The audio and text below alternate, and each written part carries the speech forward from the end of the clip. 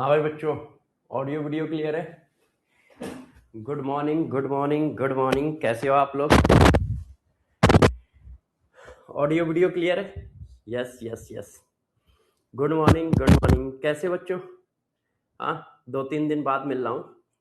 Yes, नमस्ते बेटा, नमस्ते। ओके, गुड गुड गुड बेटा।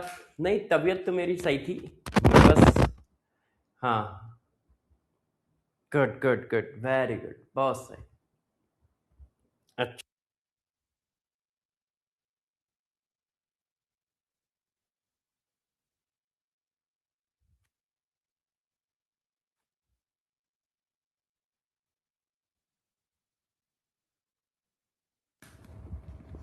ये बताओ किसी बच्चे का बैकलॉग तो नहीं है?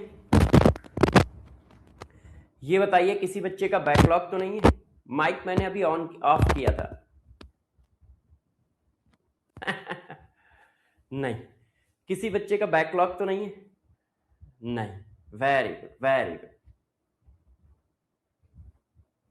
हाँ, सही कह रहे हो।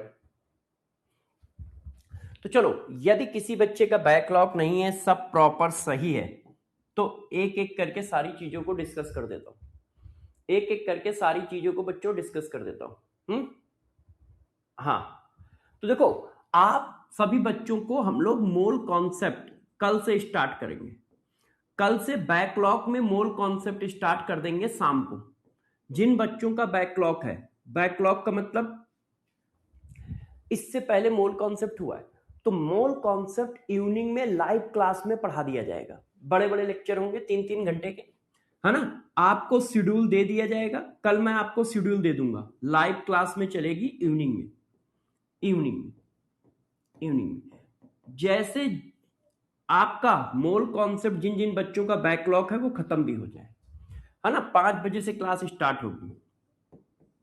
5 बजे से 5 बजे से 8 बजे तक। 8 बजे तक, ठीक है ना। तो आप बिल्कुल, हाँ हाँ, एक एक एक दिन में एक की, जैसे मान लो कल मेरी लगी तो परसों फिजिक्स की लगेगी, नेक्स्ट डे चलो मतलब बायो की लगेगी, फिर केमिस्ट्री की लगी, फिर फिजिक्स की लगी, फिर बायो की लगी। इस तरह से 7-8 दिन चलेगी और सबके एक एक चैप्टर का जो बच्चों का बैकलॉग हुआ होगा वो खत्म हो जाएगा, है ना। बिल्कुल स्मूथ। एक दिन में बस एक कराएंगे, क्यों? क्योंकि सुबह तो बैच चल रहा है ना। अब जब सुबह बैच चल रहा है तो यार शाम को क्लास भी तो करनी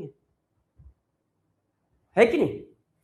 तो ये देखो, तो चलो आज हम लोग पहले क्या करते हैं। हमारा लेक्चर नंबर 4 है लिक्विड सोल्यूशन का। तो लिक्विड सोल्यूशन का लेक्चर नंबर 4 जो हमारा चल रहा है उसको करते हैं, है ना। लिक्विड सोल्यूशन का लेक्चर नंबर 4 जो है वो करते हैं। पहले आज वाली चीजें पढ़ते हैं।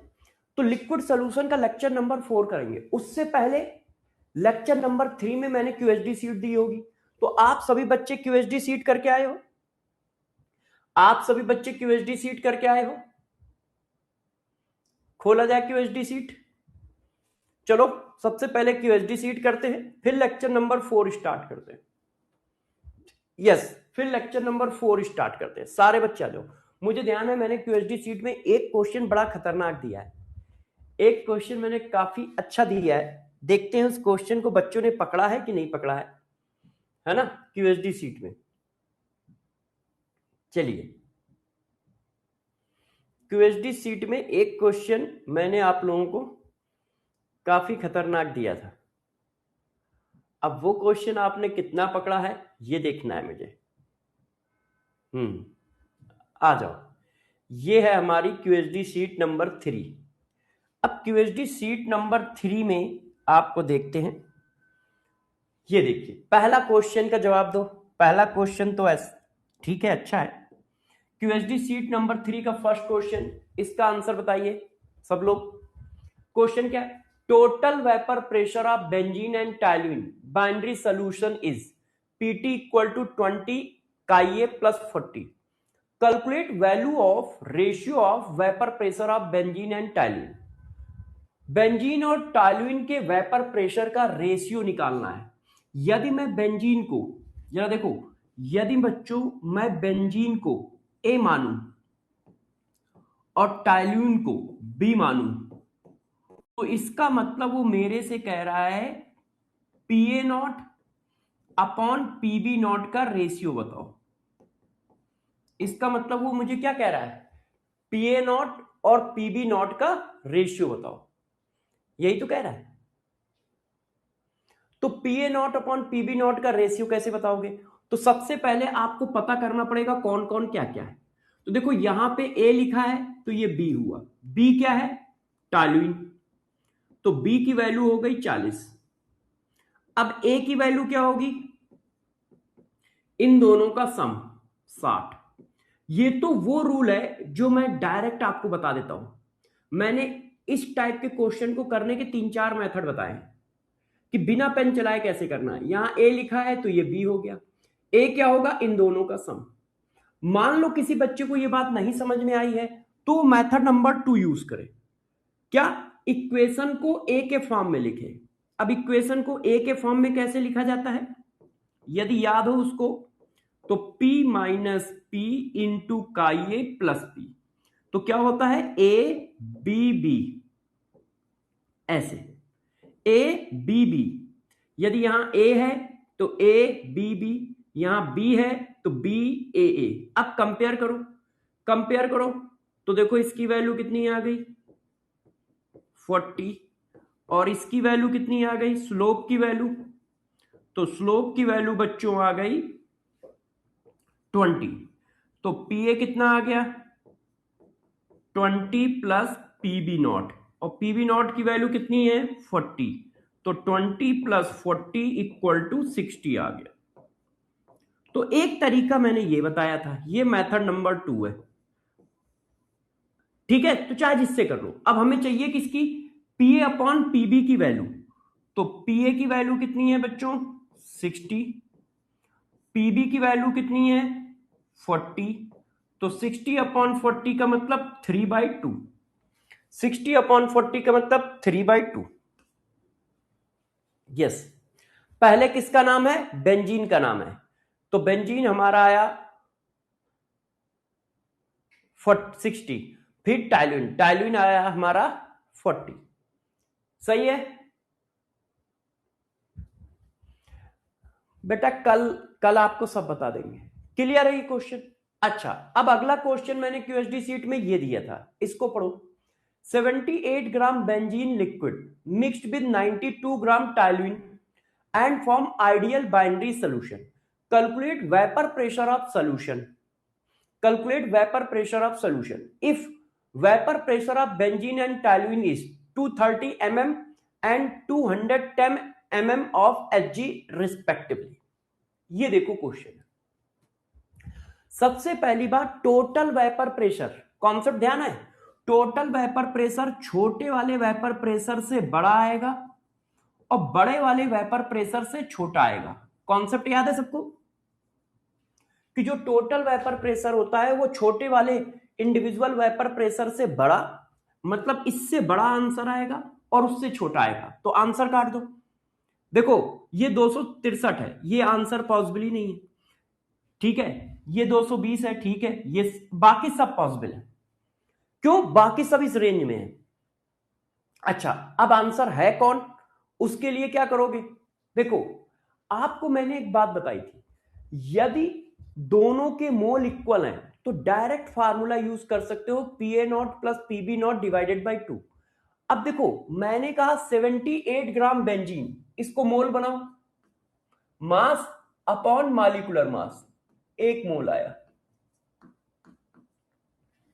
इसको मोल बनाओ टाइलुइन, टाइलुइन मास अपॉन मॉलिक्यूलर मास, 1 मोल आया। दोनों के मोल बराबर है, दोनों के मोल बराबर है, तो आप चाहो तो डायरेक्ट ये फार्मूला यूज कर सकते हो। क्यों, दोनों के मोल बराबर है, और जब मोल बराबर होते हैं तो हमेशा मोल फ्रैक्शन कितना आता है, जब मोल बराबर होते हैं तो मोल फ्रैक्शन हमेशा हाफ आता है। ये मैं पीछे पढ़ाया है, मोल फ्रैक्शन हमेशा कितना आता है, हाफ। तो ये देखो ये आंसर है। मगर यदि मान लो कोई बच्चा ये भूल जाए तो कोई बात नहीं, आप पूरा फार्मूला लगा लो। भाई कोई बच्चा भूल जाएगा तो कोई दिक्कत नहीं, उसको थोड़ा टाइम लगेगा, मगर वो अपना पूरा फार्मूला लगाए।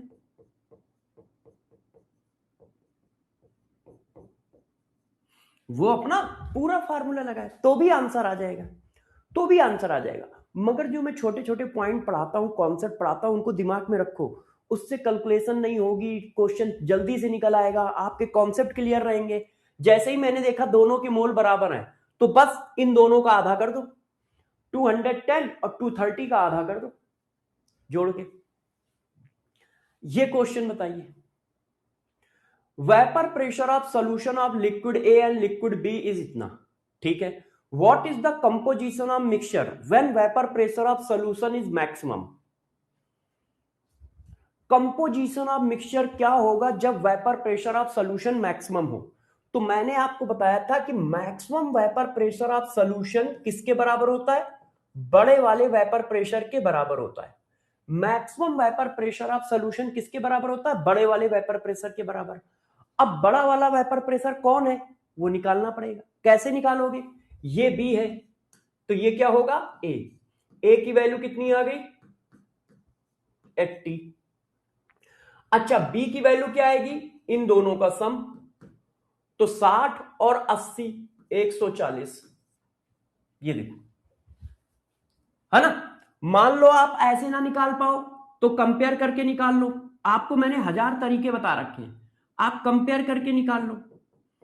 P माइनस पी काई बी प्लस पी, काई बी के टर्म में लिखना है, तो यहां पे B है तो B A। अब कंपेयर करो, इंटरसेप्ट कितना आया 80 आ गया, जिसकी वैल्यू PA0 है। PB0 माइनस PA0 की वैल्यू कितनी है 60, तो PB0 की वैल्यू कितनी आएगी 140। अब मैंने क्या पढ़ाया था, maximum vapour pressure of solution बड़े वाले वेपर प्रेशर के बराबर होता है। बड़ा कौन है ये, इसका मतलब maximum vapour pressure of solution इसके बराबर होगा 140 mm Hg, ठीक है।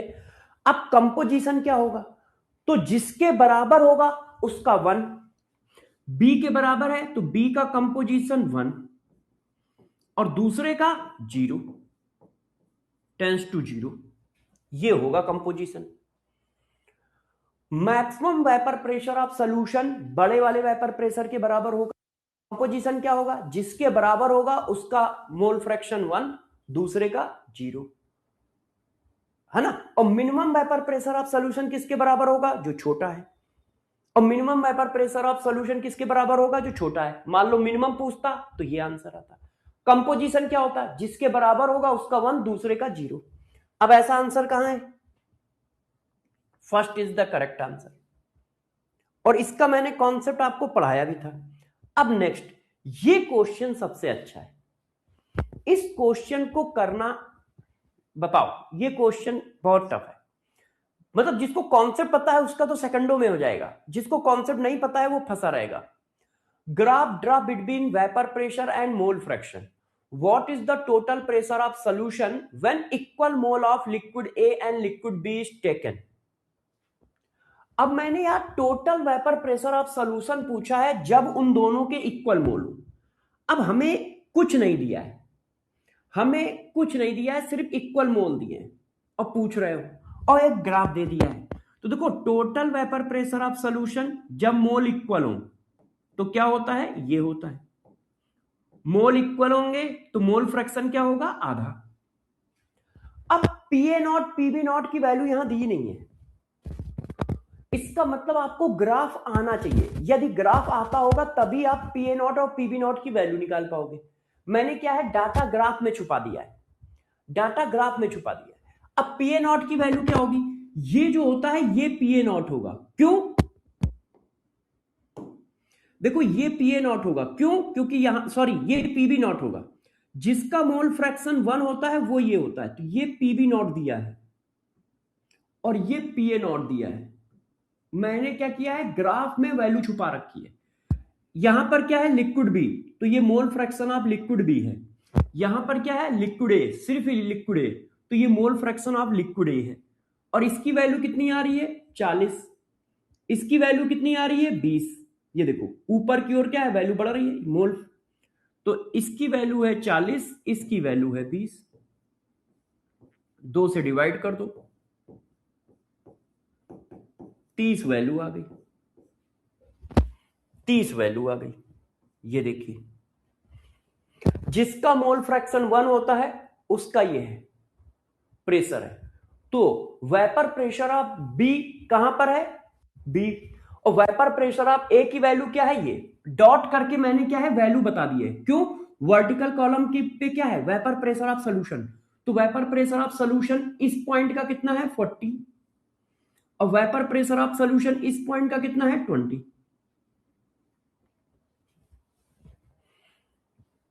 तो मैंने क्या किया है, ग्राफ का यूज किया है।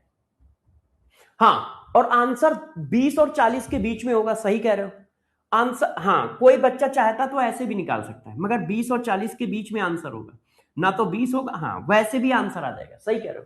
एक बच्चे ने दूसरा दिमाग लगाया है, प्रिंस ने, कि भाई total vapour pressure of solution जो होगा वो छोटे वाले से बड़ा और बड़े वाले से छोटा होगा, तो आंसर जो है 20 और 40 के बीच में आएगा, और 20 और 40 के बीच में एक ही वैल्यू है 30।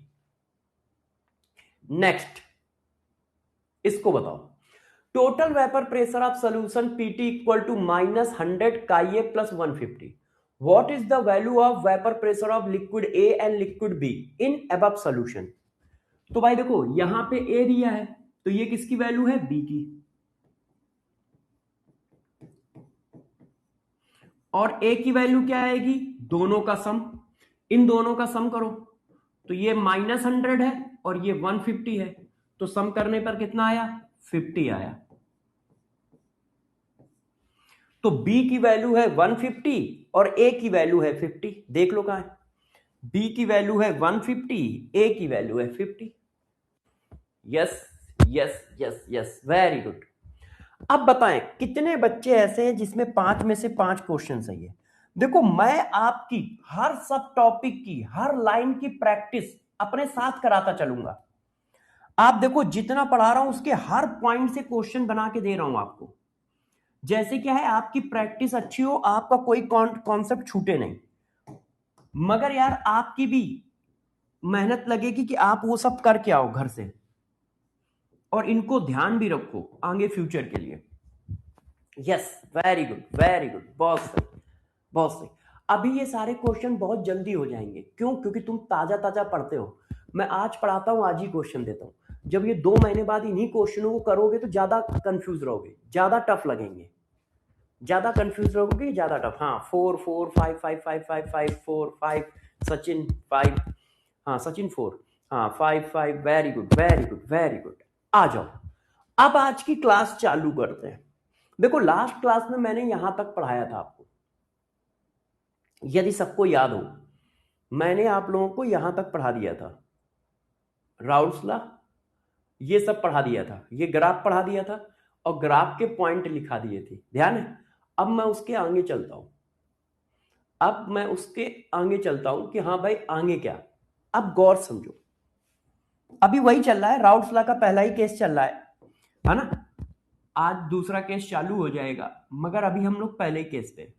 देखो बच्चों आप लोगों ने क्या किया था लास्ट क्लास में, लास्ट क्लास में आपने कहा कि एक बाइनरी सॉल्यूशन बना, मैंने कहा ठीक है ये हमारा क्लोज कंटेनर है ऐसे, यस। अब इसमें आपने भरा लिक्विड ए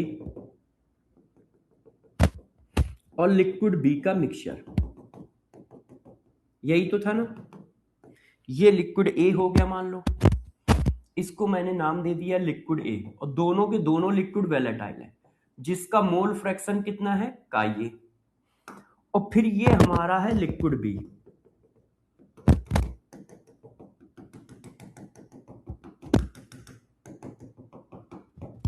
ये देखो ये हमारा है लिक्विड बी, लिक्विड बी जिसका मोल फ्रैक्शन है काई बी।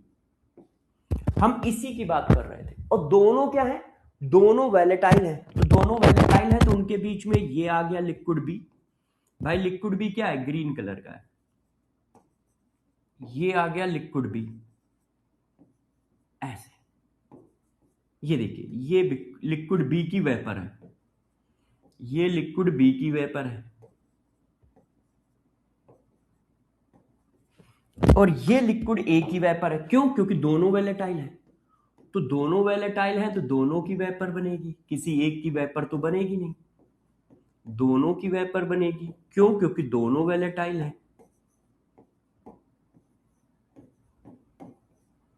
ये देखो, और दोनों की वेपर बनी। इसी वेपर का वेपर प्रेशर हम लोगों ने निकाला। ये जो वेपर आई, इस वेपर का वेपर प्रेशर क्या हुआ? सॉल्यूशन का वेपर प्रेशर। इसके वेपर प्रेशर को हम लोगों ने निकाला, total vapour pressure of solution. हाँ, अब यदि मान लो किसी ने मेरे से ये पूछा, ये क्या है, चेक करके बताओ। ये गैस का मिक्सचर है, वेपर ए और वेपर बी दोनों है कि नहीं है? हाँ। जैसे इसमें लिक्विड ए और लिक्विड बी दोनों है, उसी तरह जो वेपर बनी है उसमें वेपर ए और वेपर बी भी दोनों है। हाँ। अब इस वेपर के मिक्सचर में किसी ने कहा भाई मोल फ्रैक्शन बताओ, लिक्विड ए लिक्विड बी की वेपर का मोल फ्रैक्शन बताओ, लिक्विड ए की वेपर का, कि वेपर फेज में इनका मोल फ्रैक्शन कितना है। ये काई ए और काई बी क्या है? Mole fraction of liquid A in liquid phase, mole fraction of liquid A B in liquid phase. हमारे जो काई ए और काई बी है, ये क्या है? काई ए एंड काई बी, ये क्या है? ये है mole fraction of liquid A and liquid B in solution, in liquid solution. मतलब ये सॉल्यूशन में मोल फ्रैक्शन है कि ए लिक्विड कितना है, बी लिक्विड कितना है। मगर मैं वेपर में पूछ रहा हूं, तो मैंने इनको कहा Y A and Y B, इनको रिप्रेजेंट किया वाई ए और वाई बी से, कि वेपर फेज में बी लिक्विड की वेपर का मोल फ्रैक्शन क्या है? Y B. वेपर फेज में ए लिक्विड की वेपर का मोल फ्रैक्शन क्या है? वाई ए। क्योंकि ये भी तो गैस का मिक्सचर हो गया, और जब ये भी गैस का मिक्सचर हो गया तो दोनों के अलग अलग मोल फ्रैक्शन आएंगे, है ना? ठीक है।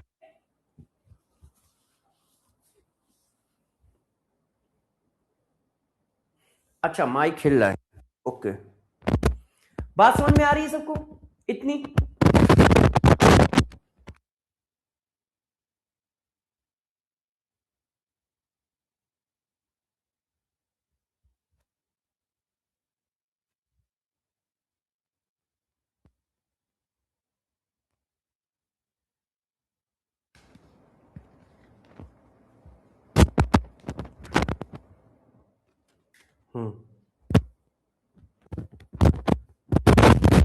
क्लियर है?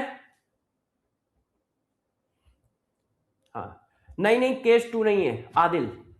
तो देखो, मैंने ये कहा कि जब वेपर दोनों की बनी, लिक्विड ए की भी वेपर बनी, लिक्विड बी की भी वेपर बनी, तो यहां पर क्या हुआ? दोनों की वेपर है, दोनों की वेपर है तो ये गैस का मिक्सचर हो गया ना। तो गैस के मिक्सचर में लिक्विड ए का मोल फ्रैक्शन और लिक्विड बी का मोल फ्रैक्शन, तो वाई ए और वाई बी क्या है? मोल फ्रैक्शन ऑफ, गौर से देखना क्या लिख रहा हूं, mole fraction of liquid A and liquid B in vapour phase, in vapour phase. Vapour phase में इनके मोल फ्रैक्शन क्या है? वेपर फेज, इसको वेपर फेज बोलते हैं, या फिर आप इसी को बोल सकते हो क्या, ठीक है, mixture of vapour A and vapour B, mixture of vapour A and vapour B, या इसी को आप गैस मिक्सचर बोल सकते हो कि गैस मिक्सचर में इनके मोल फ्रैक्शन क्या है। मगर हम स्टेटमेंट किस तरह से पास करते हैं? इन वेपर फेज। तो वाई एंड वाई बी क्या है? Mole fraction of liquid A and liquid B in vapour phase. कि वेपर फेज में इनके मोल फ्रैक्शन क्या है। काई ए का बी क्या है, लिक्विड ए और लिक्विड बी के मोल फ्रैक्शन लिक्विड फेज में। सबसे पहले दोनों के सिंबल को अच्छे से समझो।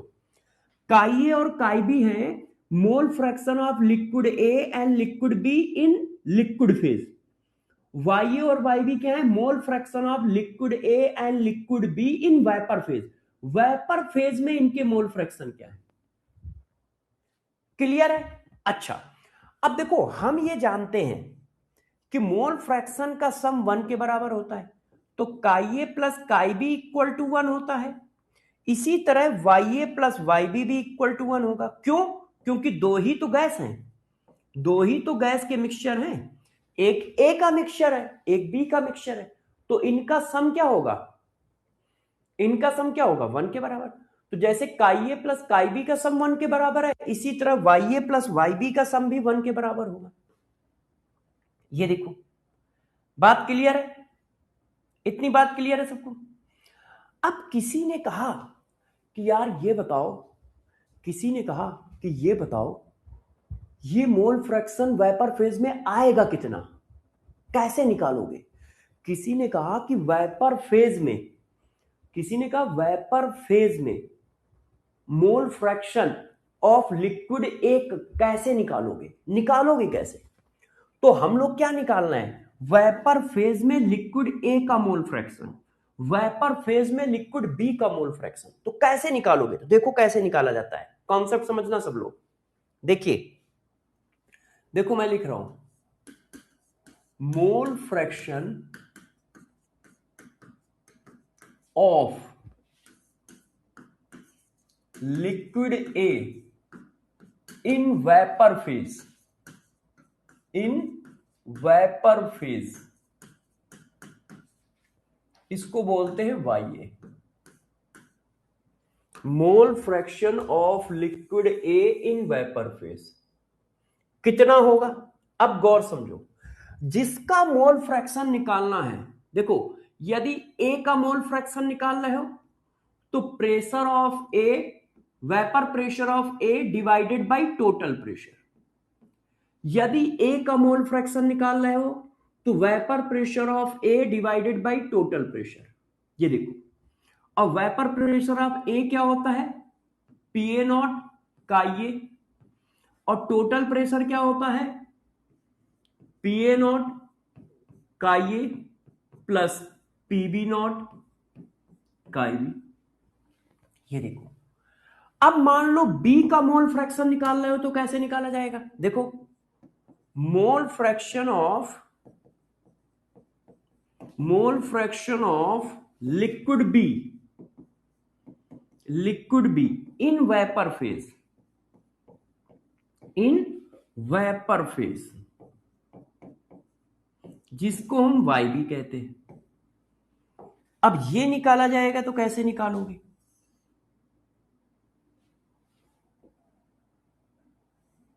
एक मिनट, ये मैंने ज्यादा नीचे कर दिया क्या,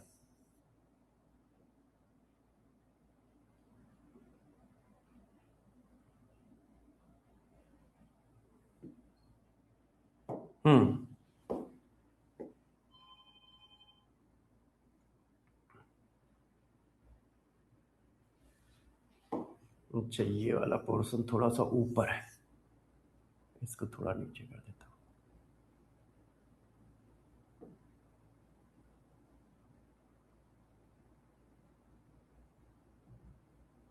हूं।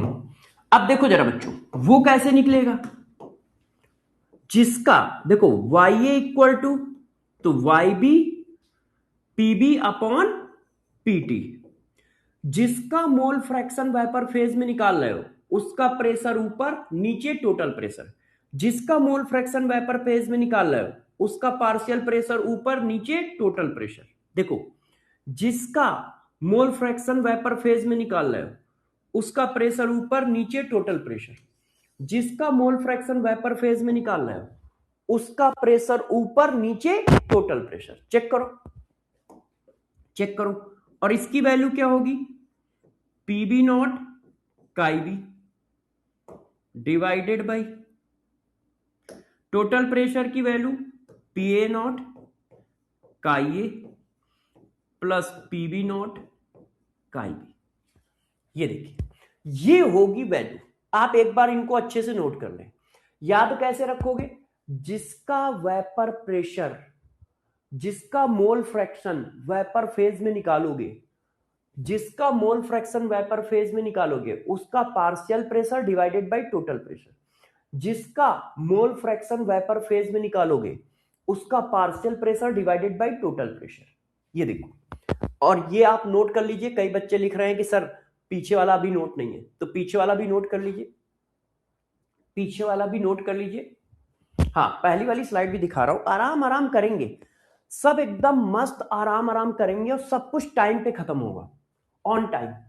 आप बस कॉन्सेप्ट को समझते चलो, बाकी आप टेंशन ना लो। एकदम मस्त होगा, नोट कर लो आराम से, धमाकेदार चीजें करेंगे। अब देखना, देखो अभी तक मैंने जितना पढ़ाया वो बुक का मामला है। ये सब बुकों में दिया होता है और सारे लोग, सारे टीचर पढ़ाते हैं, मैं भी पढ़ाता हूं, सारे टीचर भी पढ़ाते हैं। अभी तक जो मैंने बात बताई यहां तक। अब मैं तुम्हें बताने जा रहा हूं सीएसडी, अपना कॉन्सेप्ट, जो नहीं मिलेगा बुकों में, और सारा क्वेश्चन उसी से लगाना है, तुम्हें भी हमें भी। कैसे? अब गौर से समझना मेरी बात को। ये नोट हो गया है तो मैं थोड़ा सा जादूगरी दिखाऊं अपनी। नोट हो गया है? अच्छा, अब नोट हो गया है तो अगले पेज पे आ जाए। यस, अब गौर से समझो। अब मैं आपको सीएसडी देता हूं। देखो सारे क्वेश्चन इस कॉन्सेप्ट से लगेंगे। अब वो कॉन्सेप्ट क्या है, गौर से समझिएगा, ध्यान दीजिएगा बच्चों। यदि मैं इन दोनों को डिवाइड कर दूं तो क्या आपको कोई टेंशन है? यदि मैं इन दोनों को डिवाइड करूं तो क्या आपको कोई टेंशन है? Y A upon Y B equal to, तो जब डिवाइड करोगे तो T A upon T B cut जाएगा। क्यों? देखो डिवाइड कर रहा हूं, देखो डिवाइड किया तो डिवाइड किया तो ये और ये कट जाएगा। Y A upon Y B equal to P A upon P B, यही आएगा ना। तो यदि मैं इन दोनों को डिवाइड कर दूं, अब मैं डिवाइड करने जा रहा हूं, ये देखो अगले पेज में। तो मैंने क्या किया, इन दोनों को डिवाइड कर दिया। इससे क्या होगा आपको अभी समझ में आ जाएगा। ये देखो ऐसे। तो जब बच्चों मैंने इन दोनों को डिवाइड कर दिया तो ये आ गया। अच्छा, अच्छा इस चीज को मैं ऐसे लिख सकता हूं, ऐसे। डरना नहीं। अरे ये क्या है, पी ए नॉट का ये, इसको क्या बोलते हो, पी ए नॉट का ये। इसको क्या बोलते हो, पी ए नॉट का ये। इसको क्या बोलते हो, पीबी नॉट का भी। तो इसको ऐसे लिख सकते हो, खोल दिया। क्लियर है? यहां तक कोई दिक्कत आई? कैसे किया समझ गए? मैंने क्या किया, दोनों को डिवाइड किया। तो बच्चों ने कहा सर दोनों को डिवाइड कर दिया, अच्छी बात है, ऐसा लिख सकते हो? हाँ लिख सकते हैं, कोई दिक्कत नहीं, ऐसा लिख सकते हैं। आप कह रहे हो मानना है, ऐसा लिख सकते हैं, कोई दिक्कत नहीं। सबको ये बात समझ में आई? अच्छा, आ गई। यस। अच्छा ये बताओ, काइये का फार्मूला क्या होता है? काइये का फार्मूला होता है, जिसका मोल फ्रैक्शन निकाल रहे हो उसके मोल ऊपर, नीचे टोटल मोल ऑफ सॉल्यूशन। अच्छा वाई बी ए, सॉरी काई बी का क्या होता है? जिसके मोल फ्रैक्शन निकाल रहे हो उसके मोल ऊपर, जिसका मोल फ्रैक्शन निकाल रहे हो उसके मोल ऊपर, नीचे टोटल मोल ऑफ सॉल्यूशन। यही तो होता है। हाँ। अच्छा इन दोनों को डिवाइड करो, तो जब आप इन दोनों को डिवाइड करोगे तो क्या आएगा, ये देखो ये आएगा, ये और ये कट जाएगा। हाँ, इसका मतलब मोल फ्रैक्शन का रेशियो मोल के रेशियो के बराबर होता है। मोल फ्रैक्शन का रेशियो उनके मोल के रेशियो के बराबर होता है। देखो निकल आया। मतलब काई ए अपॉन काई बी की जगह आप लिख सकते हो N A upon N B. Chi A upon chi B की जगह आप लिख सकते हो N A upon N B. तो यहां पे लिख दो। तो इसका मतलब ये फार्मूला ऐसे भी चल सकता है, कोई दिक्कत? काई ए अपॉन काई बी को क्या लिख सकते हो, N A upon N B.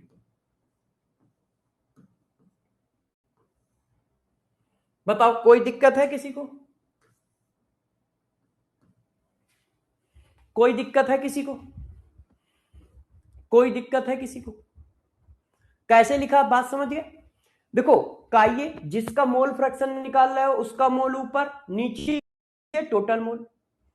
काई भी जिसका मोल फ्रैक्शन निकाल रहा है उसका मोल ऊपर, नीचे टोटल मोल।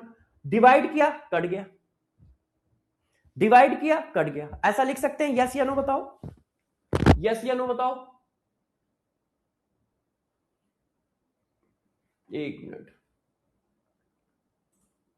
हाँ हाँ स्क्रीन थोड़ी हिली थी, हाँ लिख सकते हैं। तो अब मैं ये रफ करने जा रहा हूं क्योंकि ये मैंने करके दिखाया था आपको।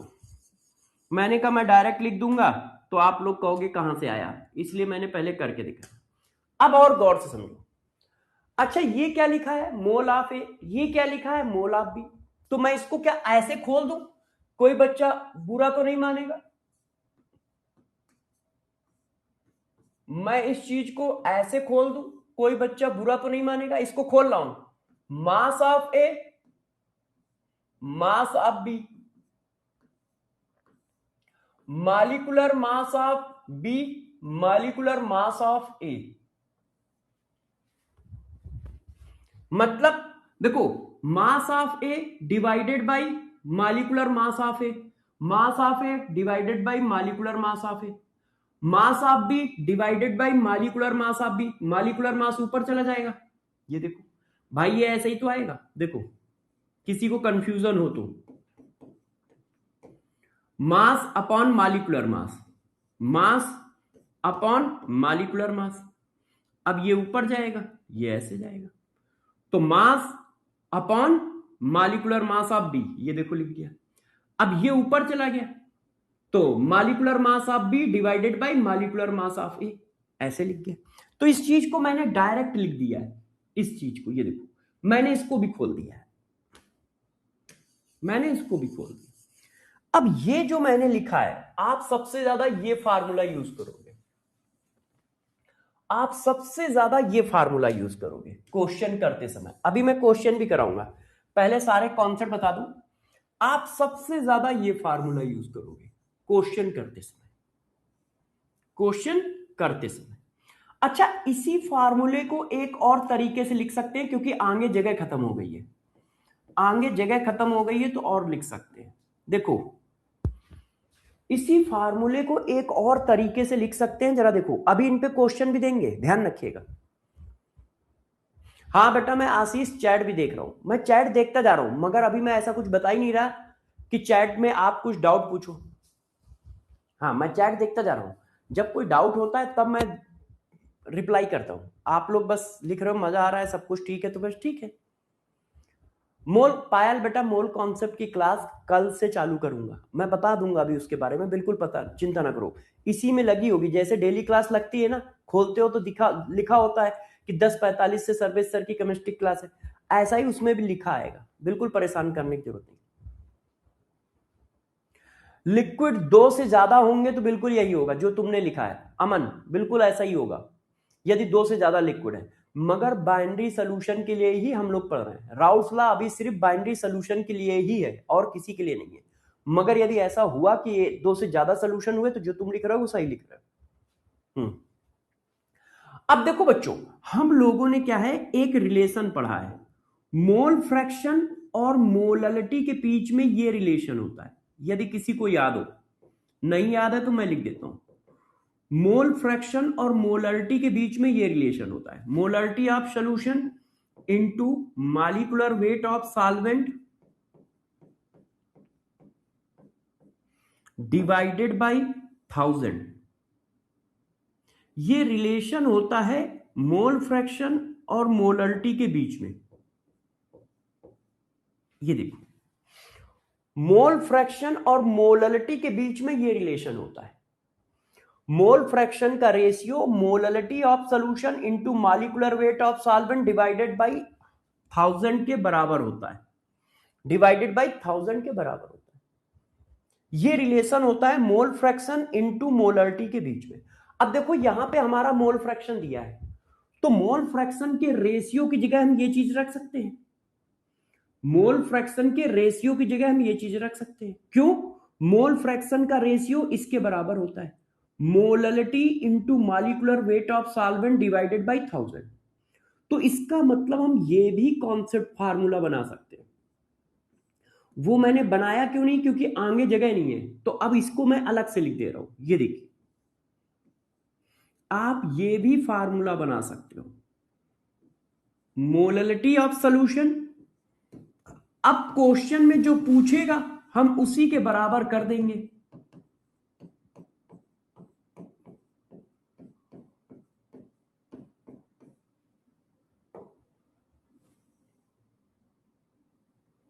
ये देखो, हमने मोल फ्रैक्शन की जगह ये डाल दिया, ऐसे मोल फ्रैक्शन काई अपॉन काई बी की जगह ये चीज डाल दी। ये देखिए, ये मोल फ्रैक्शन और मोलरिटी में रिलेशन होता है। चलो मैं लिखा रहने देता हूं, जब लिख गया है तो लिखा रहने देता हूं। ये है relation between mole fraction and molarity of solution.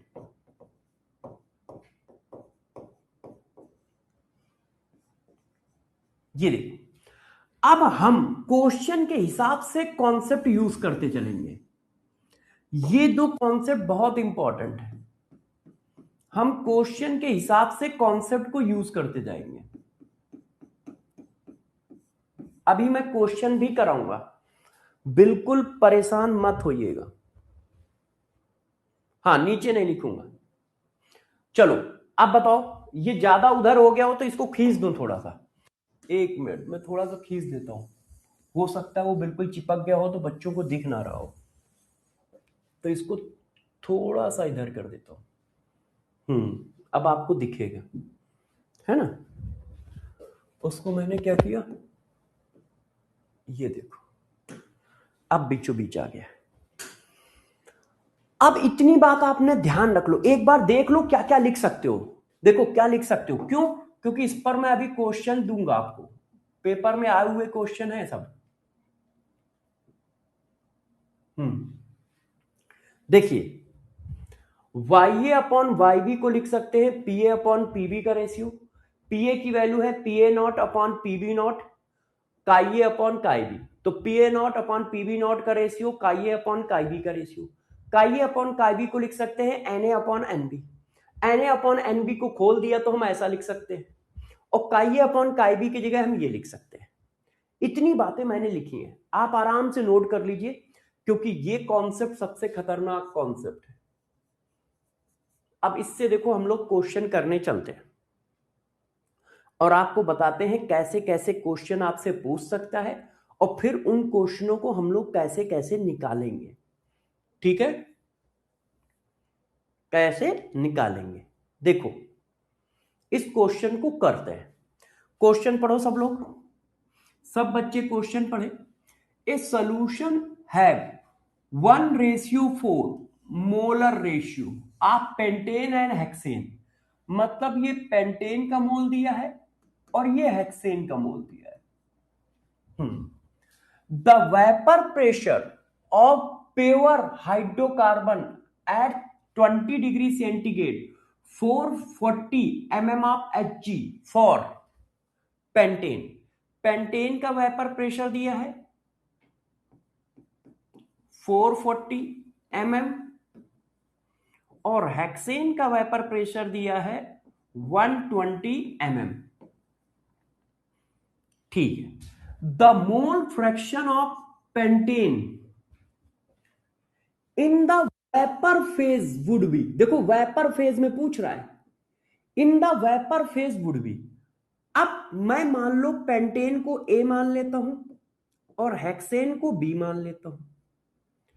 इसका मतलब हमें क्या दिया है, पेंटेन को ए माना तो इनके मोल का रेशियो दिया है, ये देखो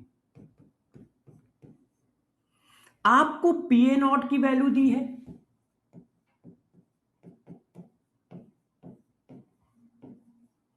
पीबी नॉट की वैल्यू दी है। ये देखो आपसे पूछ क्या रहा है, वाई ए पूछ रहा है, आपसे क्या पूछ रहा है? वाई ए पूछ रहा है ना बच्चों?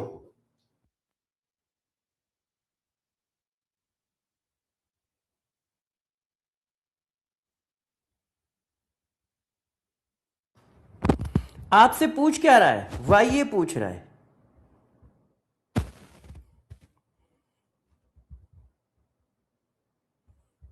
बताओ कैसे निकालोगे?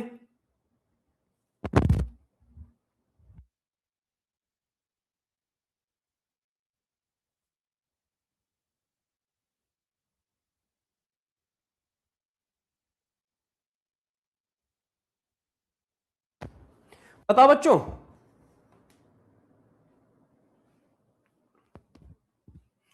अब देखो ये कैसे निकालोगे? सिंपल है, आपको निकालना 2 मिनट में आता है।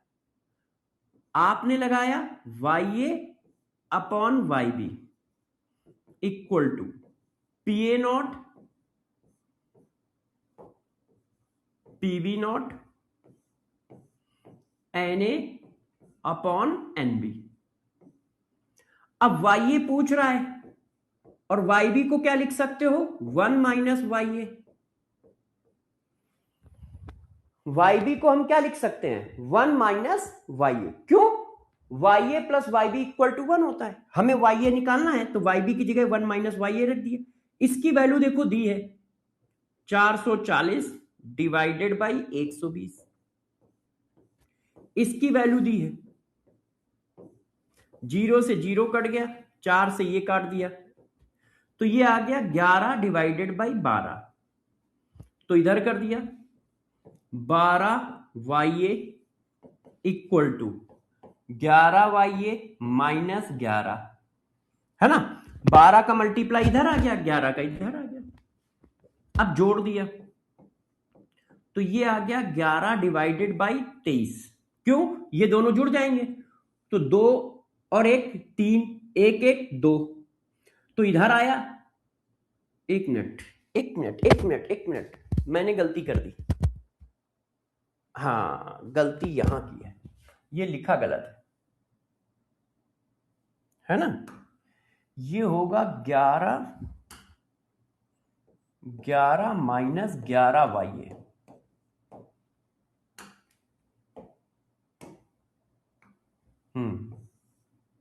अब जुड़ेंगे तो देखो ये इधर आया, जुड़ गया, 23 हो गया और फिर नीचे चला गया। अब इसको डिवाइड करो तो 0। अब यहां 110 हो जाएगा तो 110 होगा तो ये कितने बार जाएगा? 5 बार। 5 चौको 20, नहीं 5 बार नहीं, 4 बार जाएगा, 4 बार जाएगा। 0.4 वाला ये आंसर आ रहा है तो 0.478 आंसर आ रहा होगा वाई ए की वैल्यू 0.478। अब बताओ क्या मैंने कुछ किया? डायरेक्ट हमारा कॉन्सेप्ट में डायरेक्ट फिट हो गया, हमारे कॉन्सेप्ट में डायरेक्ट फिट हो गया। देखो क्वेश्चन कोई भी पूछे आपको कॉन्सेप्ट अपने आप फिट हो जाएगा। आप बस सीएसडी को ध्यान रखो जो मैं पढ़ाता जाऊं। ये देखो आपको डायरेक्ट ये कॉन्सेप्ट चिपक गया कि नहीं चिपक गया? ये वाला, ये और ये बराबर कर दिए, है अपने आप आंसर आ गया कि नहीं आ गया? बताओ भाई।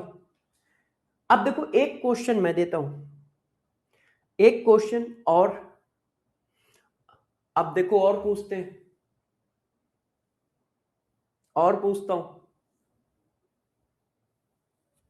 देखो ये इसी कॉन्सेप्ट का है कि नहीं? पहले ये मैं देख लूं ये इसी कॉन्सेप्ट का है कि नहीं। नहीं नॉन वेलेटाइल है, नॉन वेलेटाइल केस अभी पढ़ाना बाकी है, ये भी नॉन वेलेटाइल का है। चलो मैं देता हूं एक क्वेश्चन, मैं देता हूं आपको एक क्वेश्चन, मैं देता हूं। इस क्वेश्चन का जवाब दीजिए। कई बुकों में आपको मिलेगा, हर बुक में मिलेगा ये क्वेश्चन, हर बुक में ये क्वेश्चन मिलेगा आपको। अच्छे से बताइएगा, ठीक है? आप लोगों से पूछ रहा हूं।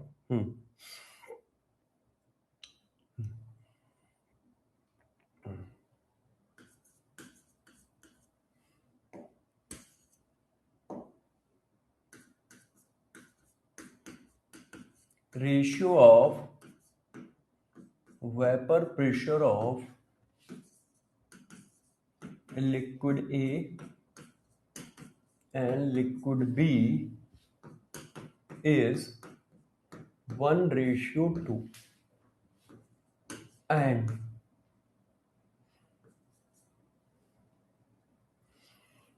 and mole fraction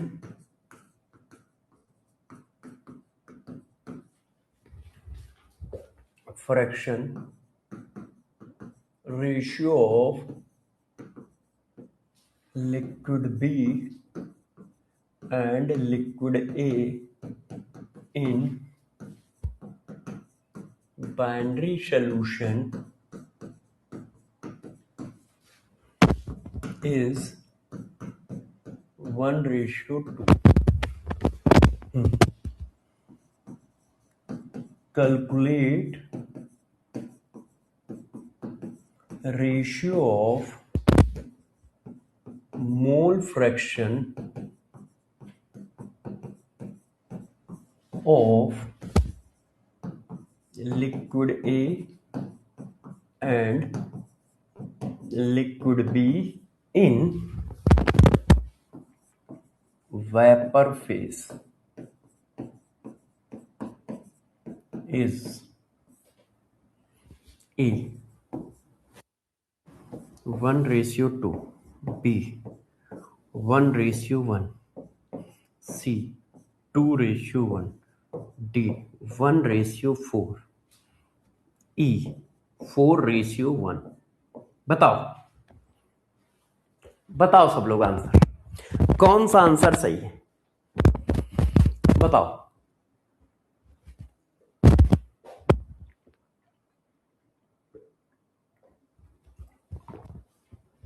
अच्छे से बताना, डरना नहीं, अच्छे से बताना, डरना नहीं।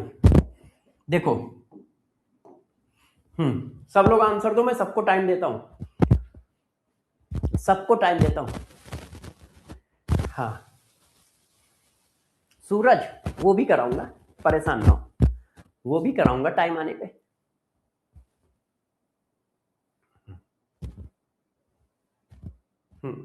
आंसर दो भाई, सही से आंसर दो, बहुत पीटेंगे हम। अलग अलग आंसर क्यों आ रहा है? कोई बी दे रहा है, कोई सी दे रहा है, कोई डी दे रहा है। अरे यार इतने इतने इतने निकम्मे हो, इतने नाकारा हो क्या? अलग अलग क्यों दे रहे हो? अलग अलग देने का मतलब गलत है ना। आंसर तो कोई एक ही होगा, या बी होगा या सी होगा या डी होगा या ए होगा। अलग अलग आंसर देने का मतलब ये हुआ ना कि कुछ बच्चे गलत आंसर दे रहे हैं, फिर मेरे पढ़ाने से फायदा क्या हो रहा है?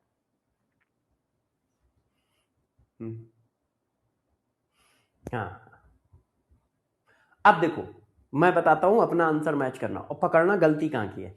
मैंने एक जगह तुम लोगों के साथ थोड़ा सा खेल किया है। देखो आपको A not upon B not का रेशियो गिवन है।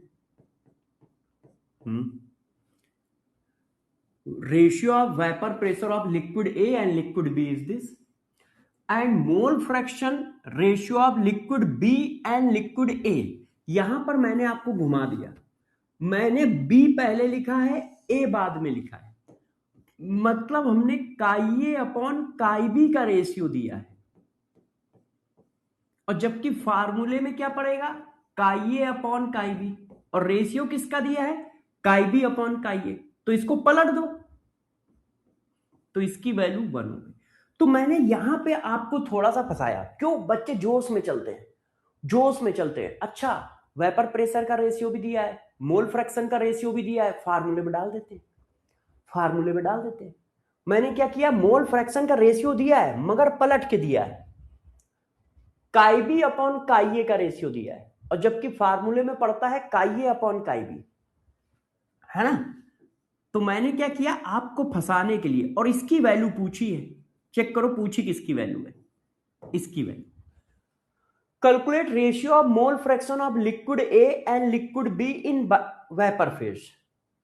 और आप सबको इसका फार्मूला पता है कि ये है, मैंने आपको अभी कॉन्सेप्ट पढ़ाया है।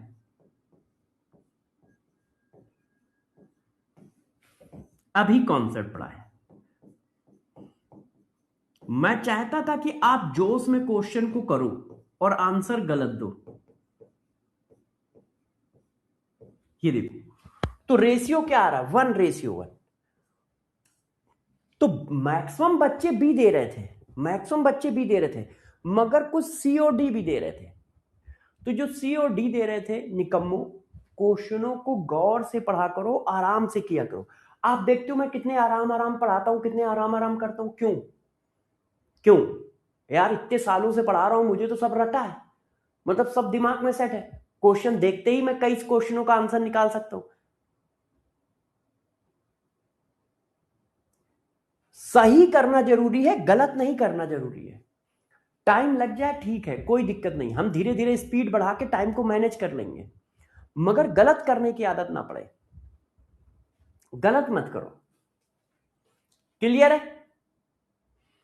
गलत मत करो कि गलत करते चले आ रहे हो, ऐसा कुछ नहीं होना चाहिए, ऐसा कुछ नहीं होना चाहिए। तो इस चीज का थोड़ा सा ध्यान रखिए, इस चीज का थोड़ा सा ध्यान रखिए।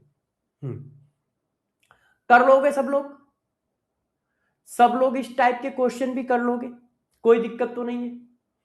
अच्छा, जब कर लोगे तो इस कहानी को थोड़ा और आगे बढ़ाते हैं, इस कहानी को थोड़ा और आगे बढ़ाते हैं, ठीक है?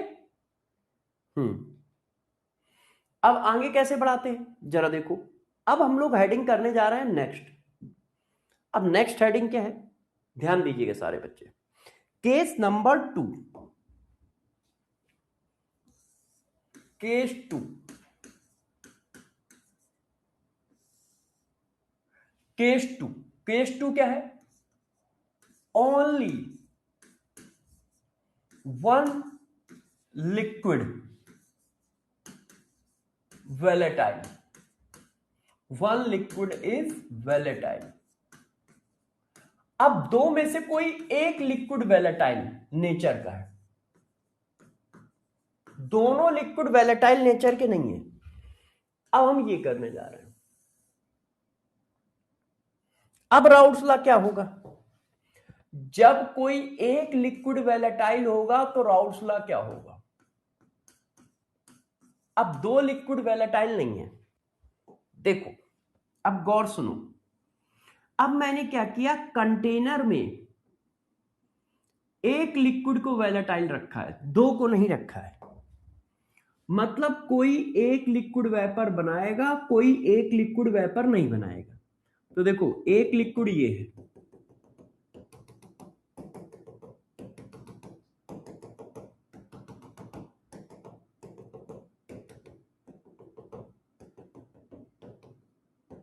देखो एक लिक्विड ये है, ये हमारा लिक्विड बी है जो वैलेटाइल नेचर का है।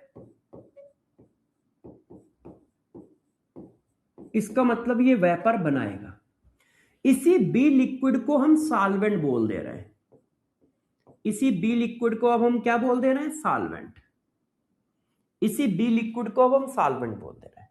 अब हम कह रहे हैं कि हम सपोज करके चल रहे हैं कि ए लिक्विड वेपर नहीं बनाएगा। आप सपोज करना चाहो तो ये भी मान लो कि बी नहीं बनाएगा। सपोज लिक्विड ए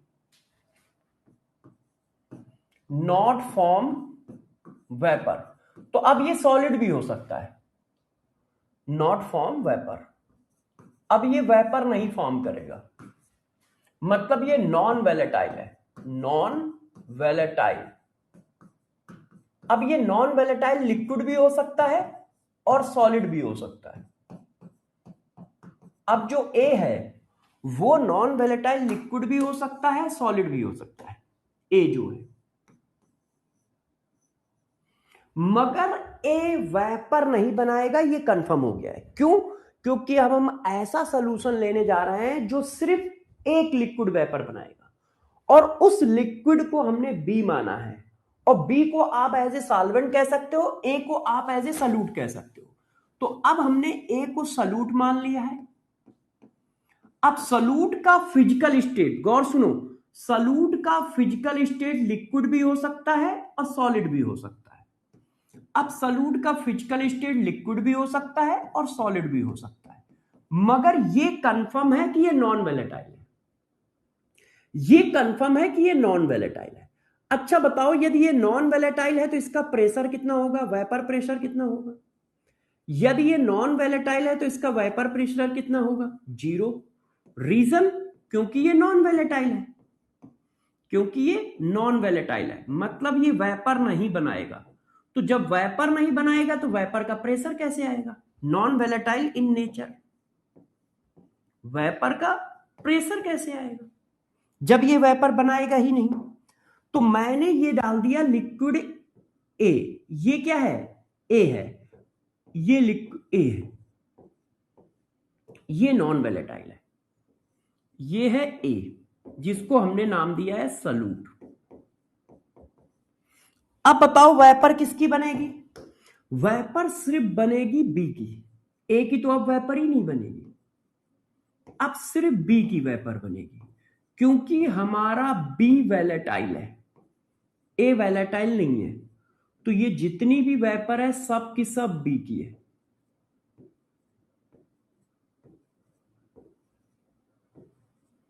अब ये आ गई इक्विलिब्रियम। अब मुझे बताइए कि ये जो वेपर है ये सब की सब बी की है, मगर ये वेपर बनी किसकी है? सॉल्यूशन की बनी है। इसी को हम लोगों ने अब यहां सॉल्यूशन लिख दिया है, टोटल वेपर प्रेशर की जगह सॉल्यूशन। इतनी बात समझ में आई? मैंने क्या किया? मैंने कहा कि जो हमारा ए है वो सॉल्यूट बोला जा रहा है और वो नॉन वेलेटाइल है। अब वो सॉल्यूट लिक्विड भी हो सकता है, वो सॉल्यूट सॉलिड भी हो सकता है, मगर वो दोनों केस में नॉन वेलेटाइल है। नॉन वेलेटाइल है तो प्रेशर क्या होगा उसका? 0। क्यों? क्योंकि वो वेपर बनाएगा ही नहीं। तो जब वेपर ही नहीं बनाएगा तो वेपर का प्रेशर कैसे आएगा? अच्छा, हमने लिक्विड बी को सॉल्वेंट बोल दिया है, तो इसको जो हमारा पीबी नॉट था उसको रिप्लेस कर दिया गया है यहां पी नॉट से। पीबी नॉट को रिप्लेस किया गया है पी नॉट से। हम नॉमेनक्लेचर चेंज कर रहे हैं, PB replace by P not. P not दोनों है चीज वही, इसको नाम दे दिया गया है vapour pressure of solvent. Liquid B के वेपर प्रेशर को अब हम यहां बोलने लगे हैं वेपर प्रेशर ऑफ सॉल्वेंट। अब पीटी को रिप्लेस कर दिया गया है PT replace by PS. PS इसको अब हम कहने लगे हैं वेपर प्रेशर ऑफ सॉल्यूशन। पहले भी इसको हम वेपर प्रेशर ऑफ सॉल्यूशन ही कहते थे, पहले भी हम इसको वेपर प्रेशर ऑफ सॉल्यूशन ही कहते थे, मगर क्या था? पीटी सिंबल था। पीटी सिंबल था। अब गौर से समझिए, इतनी बात क्लियर है? इतनी बात क्लियर है कि नहीं? पहले हाँ या ना बताओ। मैंने कुछ नहीं कहा है, बस सिंबल चेंज किए। पीबी नॉट को अब हम पीए नॉट कह देते हैं और पीटी को अब हम पीएस बोल देते हैं। और पीए नॉट की वैल्यू कितनी है? 0। क्यों? क्योंकि नॉन वेलेटाइल है, क्योंकि नॉन वेलेटाइल है। यस क्लियर है? Yes clear. अब यदि आपकी इतनी बात क्लियर है तो जरा गौर से मेरी बातों को समझना, डरना नहीं। अरे ना यार, डरना क्या है? एक ही चीज को हम 10 बार पढ़ाएंगे, तुम देखना। हम क्या सभी पढ़ाते हैं? अब गौर से फोकस करना। वेपर किसकी बन रही है? सिर्फ बी की।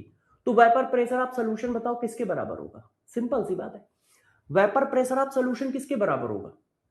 Vapour pressure of solution is equal to pressure of B के। क्यों? ए है ही नहीं भाई। वेपर प्रेशर ऑफ सॉल्यूशन क्या है? वेपर का pressure known as vapour pressure of solution. अब यहां दो वेपर कहां है? एक ही वेपर तो है, सिर्फ बी। तो वेपर प्रेशर ऑफ सॉल्यूशन जो है, वेपर प्रेशर ऑफ सॉल्यूशन जो है वो बराबर होगा vapour pressure of B, B के। क्लियर है? यहां पर कोई दिक्कत है? बताओ, यहां पर किसी को दिक्कत आई कि vapour pressure of solution is equal to vapour pressure of B. Vapour pressure of solution is equal to partial vapour pressure of B, liquid B. क्यों? ए नॉन वेलेटाइल है, ए नॉन वेलेटाइल है, सिर्फ बी की वेपर बनी है। अच्छा, इसका formula क्या होता है? क्या मैं इसको ऐसे लिख सकता हूं? अगले पेज पे लिखने जा रहा हूं। अगले पेज पे लिखने जा रहा हूं, कोई बुरा तो नहीं मानेगा? अगले पेज पे लिख दूं? नोट कर लो आप लोग, नोट कर लो, फिर मैं अगले पेज पे लिखता हूं। नोट कर लो फिर अगले। अरे बहुत इजी है, साइंस टफ नहीं होती है, साइंस का रिप्रेजेंटेशन बस करना आना चाहिए, साइंस को रिप्रेजेंट करना आना चाहिए। वैसे तो टफ होती है, ऐसा नहीं कहूंगा इजी होती है, टफ होती है, मगर उसको रिप्रेजेंट करना आना चाहिए। यदि आपको रिप्रेजेंट करना आता है तो आप आराम से समझा ले जाओगे। हाँ, मगर यदि आप बुक को फॉलो करते हो तो नहीं कर पाओगे। आप बिल्कुल बुकिश लैंग्वेज लिखते हो, बुक की तरह पढ़ाते हो तो नहीं कर पाओगे, बच्चे बेचारे परेशान रहेंगे। अब देखो, यदि मैं इस चीज को ऐसा लिख दूं तो तुम बुरा थोड़ी मानोगे। देखिए, ऐसा लिख दूं तो बुरा थोड़ी मानोगे। इसकी वैल्यू क्या होती है? यही तो होती है। पीएस इक्वल टू क्या आया? वेपर प्रेशर ऑफ बी के इक्वल। और बी का वेपर प्रेशर कैसे निकालते हैं? PB naught chi B. और पीबी नॉट को हम लोगों ने क्या रिप्रेजेंट किया है? पीबी नॉट को हम क्या रिप्रेजेंट कर रहे हैं यहां पे? पीएस से। पीबी नॉट को हम किससे रिप्रेजेंट कर रहे हैं? पीएस से। पीबी नॉट को किससे रिप्रेजेंट कर रहे हैं? पीएस से। कर रहे हैं कि नहीं? पीबी नॉट को किससे रिप्रेजेंट कर रहे हैं? पीएस से। स्लाइड दिखा दो। लो भाई, स्लाइड देख लो, स्लाइड दिखा दो, स्लाइड देख लो।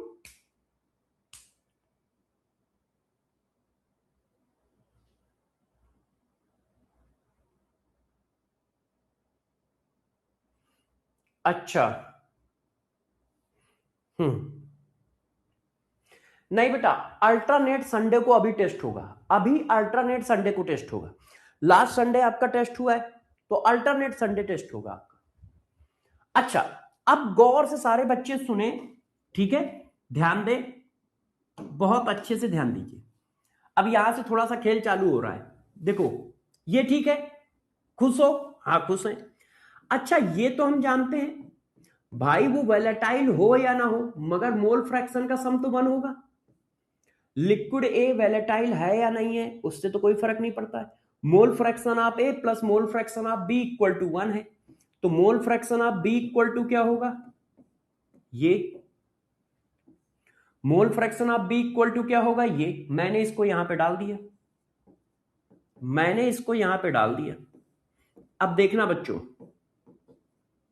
ये देखिए, ये छोड़ क्यों रहा है? अब देखना बच्चों, ये लिख गया। अच्छा, मैं इसको ऐसे लिखूं तो किसी बच्चों को बुरा तो नहीं लगेगा? ये गलत लिखा है।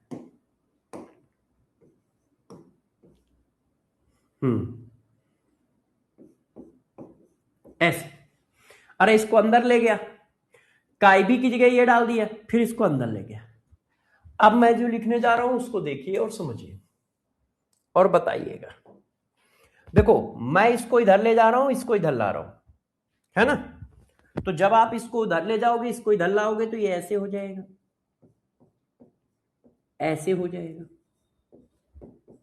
ऐसे। इसको इधर लिख लिया, इसको उधर लिख लिया। अब यहां से खेल चालू, ये देखो,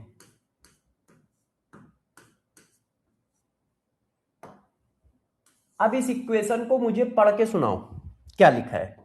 सारे बच्चे इस इक्वेशन को अच्छे से पढ़ें और सुनाएं। देखो, हमने काई बी की जगह क्या लिखा? 1 माइनस काई ए। और पीबी नॉट की जगह पी ए नॉट कैसे आया? ये देखो मैंने लिखा हुआ है, पढ़ो। PB not replace by P A not. Liquid B को मैंने सॉल्वेंट मान लिया है, तो जब लिक्विड बी को सॉल्वेंट मान लिया है तो पीबी नॉट रिप्लेस हो गया है पी ए नॉट। और पी ए नॉट क्या है? Vapour pressure of solvent. इसीलिए पीबी नॉट की जगह पी ए नॉट लिख दिया है।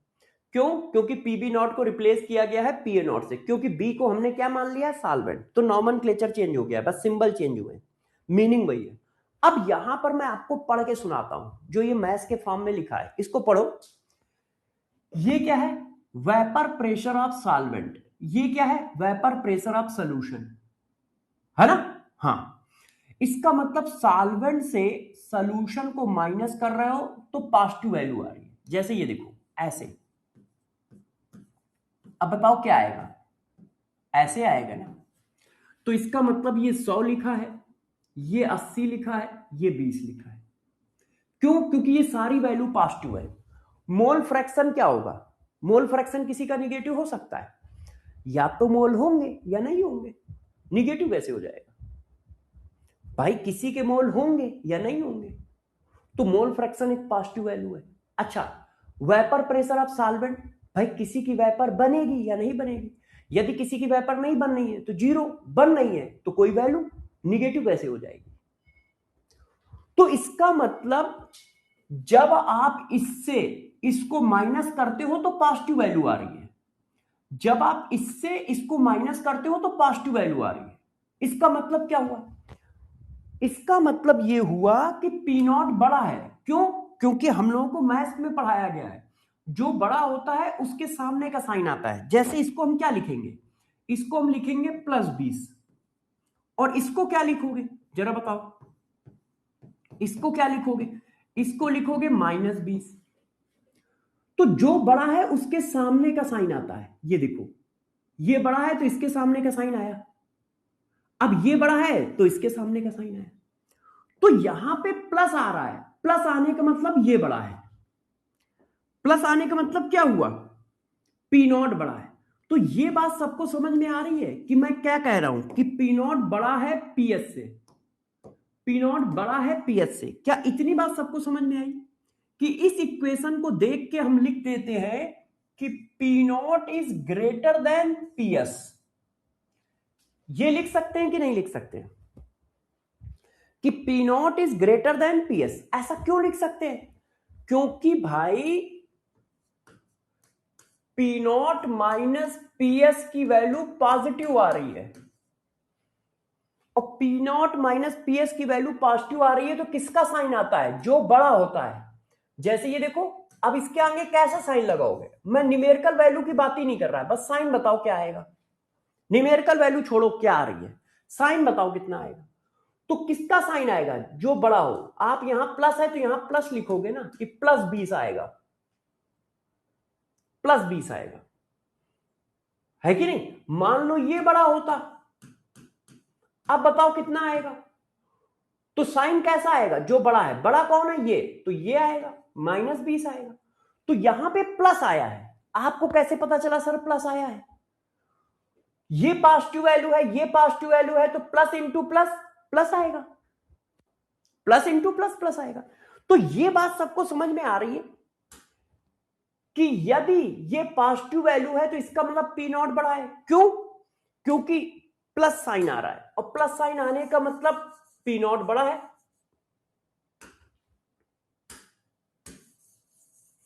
ये बात क्लियर है कि P not is greater than PS. Class बेटा 12:30 या 12:45 बजे एंड होगी, 12:30 या 12:45 बजे एंड होगी। ये बताओ, ये बात क्लियर है कि P not is greater than PS?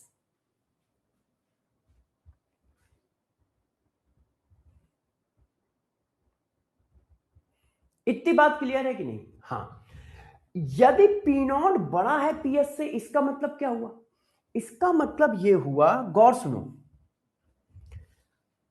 P not क्या है? Vapour pressure of solvent. इसका मतलब जब तुमने सॉल्वेंट में नॉन वैलेटाइल सॉल्यूट मिलाया तो सॉल्यूशन बना। भाई सॉल्वेंट में नॉन वैलेटाइल सॉल्यूट मिलाया तब सॉल्यूशन बना ना, है कि नहीं? तो पहले उसका प्रेशर कितना था? पी नॉट था। देखो, पहले उसका वेपर प्रेशर कितना था? P not. ध्यान दीजिए, पहले उसका वेपर प्रेशर पी नॉट था जब वो अकेला सॉल्वेंट था। ये देखो, अकेला सॉल्वेंट है, अकेला सॉल्वेंट है, और ये इसकी वेपर है, ये इसकी वेपर है, ऐसे। तब इसका वेपर प्रेशर पी नॉट था। फिर तुमने क्या किया? सॉल्यूशन बना दिया। फिर तुमने क्या किया? सॉल्यूशन बना दिया।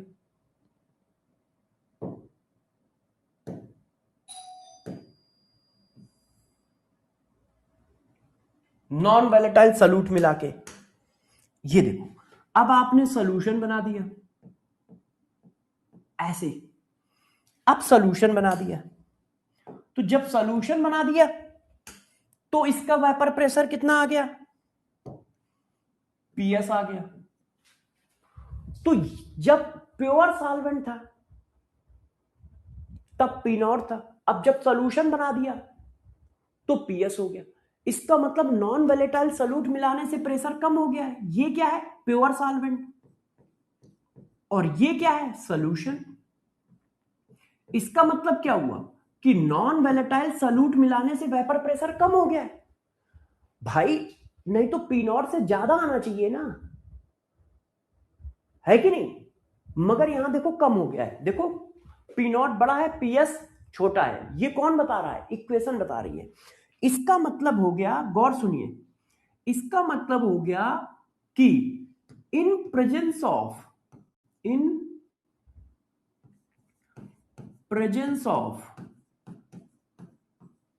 Non volatile solute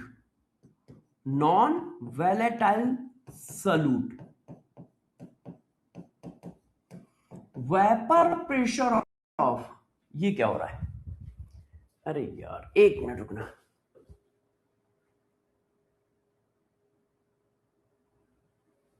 P not बराबर पीएस होता है। अमन प्रभु, हमने कहां लिखा है पी नॉट बराबर पीएस? मार खाओगे। कहां लिखा है? कहां लिखा है पी नॉट बराबर पीएस होता है? हमने तो कहीं नहीं लिखा है। कहां लिखा है पी नॉट बराबर पीएस होता है? देखो कहां पे लिखा है, बताओ बताओ। और ये पी नॉट नहीं लिखा है, पीबी नॉट को पी नॉट से रिप्लेस किया गया। ये पीबी लिखा है, partial pressure of liquid B. और पार्शियल प्रेशर का फार्मूला ये होता है, पीएस इसके बराबर है, इसके, पीबी नॉट के बराबर नहीं है। पीएस बराबर है पीबी नॉट इंटू काई बी के बराबर है। पीबी नॉट के बराबर तो कहीं लिखा ही नहीं है। हाँ अब देखो जरा बच्चों, in presence of non volatile solute vapour pressure of solvent decreases. ये बात सही है। नॉन वोलेटाइल सॉल्यूट मिलाओगे तो vapour pressure of solvent decrease कर जाएगा। देख लो क्यों? सॉल्वेंट का वेपर प्रेशर ज्यादा है, सॉल्यूशन का कम है। तो नॉन वोलेटाइल सॉल्यूट मिलाते ही वो क्या हो गया? सॉल्यूशन हो गया। तो नॉन वोलेटाइल सॉल्यूट मिलाने से vapour pressure of solvent decrease कर जाता है। अब बात आती है क्यों डिक्रीज कर जाता है? रीजन क्या है? वाई? क्यों डिक्रीज कर गया? नॉन वोलेटाइल सॉल्यूट मिलाने से वेपर प्रेशर ऑफ सॉल्यूशन क्यों डिक्रीज कर गया? मैथमेटिकली के तो प्रूफ है कि डिक्रीज कर रहा है। क्यों? पी नॉट बड़ा है, पीएस छोटा है।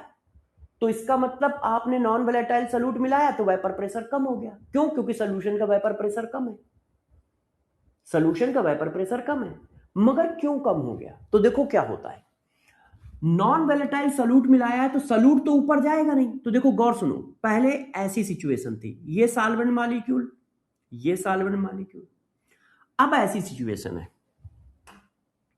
इन सॉल्वेंट मॉलिक्यूल के बीच में आपने क्या किया है? आपने डाल दिया है सॉल्यूट। इन सॉल्वेंट मॉलिक्यूल के बीच में सॉल्यूट आके ऐसे धंस गया है, जिसकी वजह से इसकी एस्केप करने की टेंडेंसी डिक्रीज हो गई है। एस्केप करना मतलब ऊपर जाने की। क्यों? इनके बीच में अट्रैक्शन फोर्स भी तो आएगा। तो ये अट्रैक्शन फोर्स बना दे रहे हैं, जिसकी वजह से एस्केप करने की टेंडेंसी कम हो गई। और एस्केप करने की टेंडेंसी कम हो गई मतलब कम वेपर बन रही है। और वेपर कम बन रही है तो वेपर का प्रेशर कम आ रहा है। जब अकेला सॉल्वेंट था तो ज्यादा वेपर बना रहा था, जब अकेला सॉल्वेंट था तो ज्यादा वेपर बना रहा था। क्यों? उसकी टांग को पकड़कर खींचने वाला कोई नहीं था। अब जब तुमने नॉन वोलेटाइल सॉल्यूट बना दिया है तो नॉन वोलेटाइल सॉल्यूट उसके बगल में आ गया है, जगह कम हो गई है स्किप करने की। तो नॉन वोलेटाइल सॉल्यूट उसको टांग को पकड़ के बैठ जा रहा है, जिसकी वजह से पहले 10 मॉलिक्यूल वेपर बना रहे थे तो अब 8 बना पा रहा है, अब 8 बना पा रहे हैं। क्यों? क्योंकि स्किप करने की टेंडेंसी कम हो गई। क्यों टेंडेंसी कम हो गई? क्योंकि नॉन वोलेटाइल सॉल्यूट ने उसके स्किप करने का एरिया कम कर दिया। अभी इतना एरिया मिल रहा था एक मॉलिक्यूल को तो आराम से ऊपर चला जाता था, कोई उसको पकड़ नहीं रहा था, कोई उस पर अट्रैक्शन फोर्स नहीं लगा रहा था। अब क्या है? अब उसका एरिया कम है, सॉल्यूट उसको पकड़ के क्या है? बैठ जाता है, एस्केपिंग टेंडेंसी डिक्रीज कर देता है। तो इसी को साइंस की लैंग्वेज में क्या कहते हैं? देखो जरा, ठीक है, escaping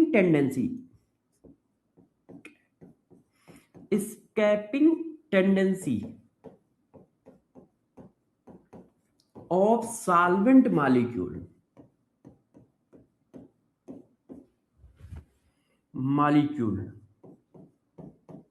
decreases. Escaping tendency of solvent molecule decreases due to presence of non-volatile solute. Due to presence of non-volatile solute. Non volatile solute की प्रेजेंस की वजह से उनकी स्केपिंग टेंडेंसी डिक्रीज कर जाती है. क्यों? एरिया कम कर देते हैं, जिससे प्रेशर कम हो जाता है. पहले सॉल्वेंट के मॉलिक्यूल कितने जा रहे थे? 10 मॉलिक्यूल ऊपर जा रहे थे, तो जितनी ज्यादा वेपर उतना ज्यादा वेपर प्रेशर. अब नॉन वैलेटाइल सॉल्यूट की वजह से सॉल्वेंट के 8 मॉलिक्यूल ऊपर जा रहे हैं.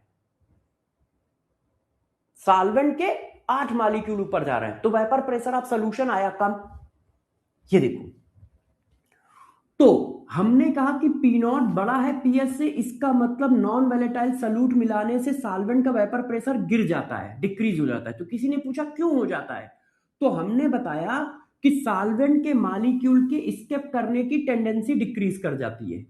क्यों? सॉल्वेंट के मॉलिक्यूल के एस्केप करने की टेंडेंसी डिक्रीज कर जाती है क्योंकि उन खाली जगह पे सॉल्वेंट के मॉलिक्यूल बैठ जाते हैं. उन खाली जगह पे सॉल्वेंट के मॉलिक्यूल बैठ जाते हैं ऐसे. अच्छा, किसी ने कहा ठीक है, तो इसका मतलब क्या हुआ? इसका मतलब ये हुआ कि जितना ज्यादा सॉल्यूट डालोगे सॉल्यूशन का वेपर प्रेशर उतना ही कम होगा, उतना ही ज्यादा डिक्रीज करेगा. तो देखो, पीएस की वैल्यू उतनी ही कम होगी जितना ज्यादा सॉल्यूट डालोगे.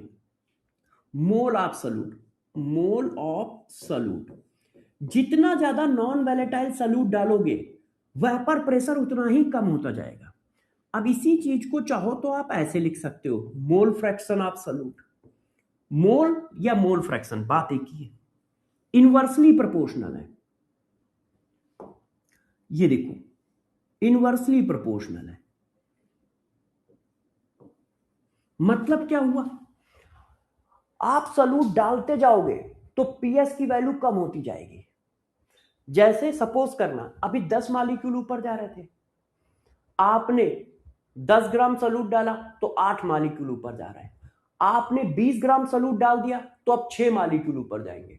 आपने 30 ग्राम सॉल्यूट डाल दिया तो 4 मॉलिक्यूल ऊपर जाएंगे. क्यों? जितने ज्यादा सॉल्यूट आते जाएंगे वो सॉल्वेंट को पकड़ पकड़ के लटकते जाएंगे, उसकी स्केपिंग टेंडेंसी को डिक्रीज करते चले जाएंगे. और स्केपिंग टेंडेंसी डिक्रीज होती जाएगी तो वेपर कम बनेगी, और वेपर कम बनेगी तो वेपर का प्रेशर कम आएगा.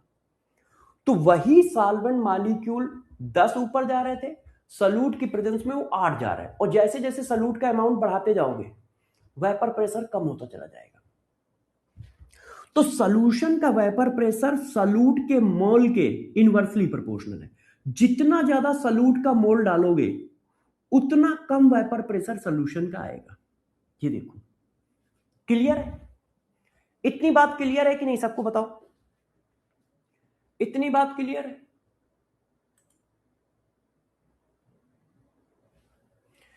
नोट्स बनाते चलो बेटा.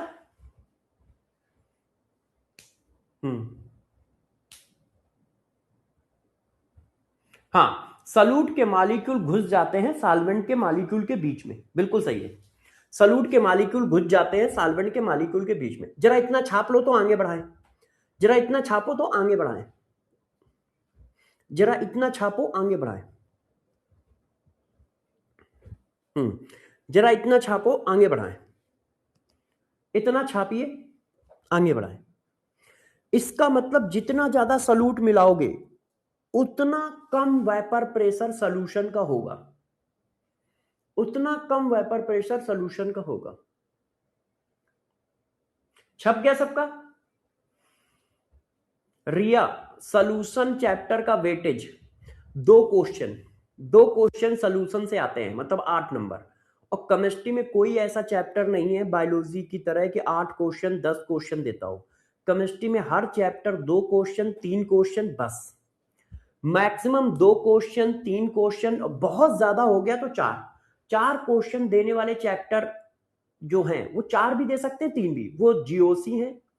4 क्वेश्चन पूरा जीओसी दे सकता है जिसके अंदर 4 चैप्टर है। जीओसी एक चैप्टर नहीं है, 4 चैप्टर है। उसमें आईयूपीएसी भी आता है, उसमें पूरा इलेक्ट्रॉनिक इफेक्ट भी आता है, resonance, inductive effect, hyper conjugation, stability, carbocation, जानी कितनी चीजें। उसमें आइसोमेरिज्म भी आता है, उसमें पीओसी भी आता है।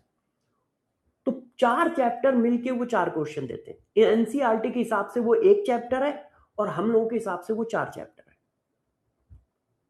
तो केमिस्ट्री में ध्यान रखना 2 से 3 क्वेश्चन ही हर चैप्टर से मिलेंगे मैक्सिमम। तो हर चैप्टर अपने में इंपॉर्टेंट है ना। अच्छा, अब इसके आगे बढ़ते हैं। अब मुझे एक क्वेश्चन का जवाब दो सारे बच्चे, मुझे एक क्वेश्चन का जवाब दो।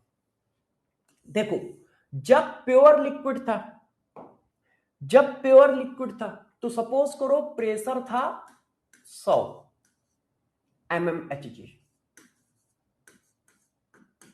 जब आपने नॉन वोलेटाइल सॉल्यूट मिला दिया तो प्रेशर हो गया 70 mmHg।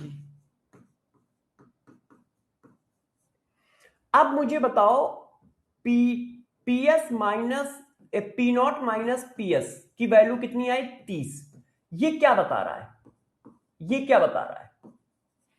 P not minus PS की वैल्यू आई 30। ये क्या बता रहा है? कि नॉन वोलेटाइल सॉल्यूट मिलाने से 30 वेपर प्रेशर कम हो गया, है ना। पहले कितना था? 100, अब कितना है? 70। तो कितना कम हो गया? 30। कितना कम हुआ? 30। कितना कम हुआ? 30। और इस 30 को क्या लिखते हो? P not minus PS. मतलब वेपर प्रेशर कितना कम हो गया है। पी नॉट माइनस पीएस क्या रिप्रेजेंट कर रहा है? कि कितना वेपर प्रेशर कम हो गया है नॉन वोलेटाइल सॉल्यूट मिलाने से। पी नॉट माइनस पीएस क्या रिप्रेजेंट कर रहा है? इसकी वैल्यू कितनी आ रही है? 30। ये क्या रिप्रेजेंट कर रहा है? कितना वेपर प्रेशर कम हो गया है नॉन वोलेटाइल सॉल्यूट मिलाने से। कर रहा है कि नहीं कर रहा है? कर रहा है। तो जरा गौर से समझो, हमारी इक्वेशन ये थी, हमारी इक्वेशन थी P not minus PS equal to P not का ये चेक करो, ये देखो, वो देखो, P not minus PS equal to P not का ये। इसका मतलब ये वाला पार्ट क्या रिप्रेजेंट करता है? ये रिप्रेजेंट करता है कितना वेपर प्रेशर कम हो गया है नॉन वोलेटाइल सॉल्यूट मिलाने से। ये क्या रिप्रेजेंट करता है? कितना वेपर प्रेशर कम हो गया है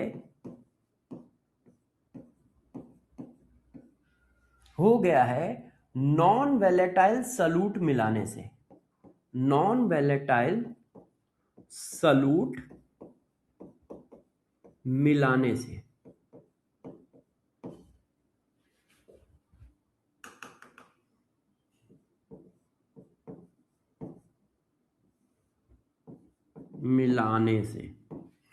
कितना वेपर प्रेशर कम हो गया है नॉन वोलेटाइल सॉल्यूट मिलाने से। इसी को साइंस की लैंग्वेज में क्या कहते हैं? इसी को साइंस की लैंग्वेज में कहते हैं लोअरिंग इन वेपर प्रेशर। इसी को साइंस की लैंग्वेज में क्या कहते हैं? Lowering in vapour pressure.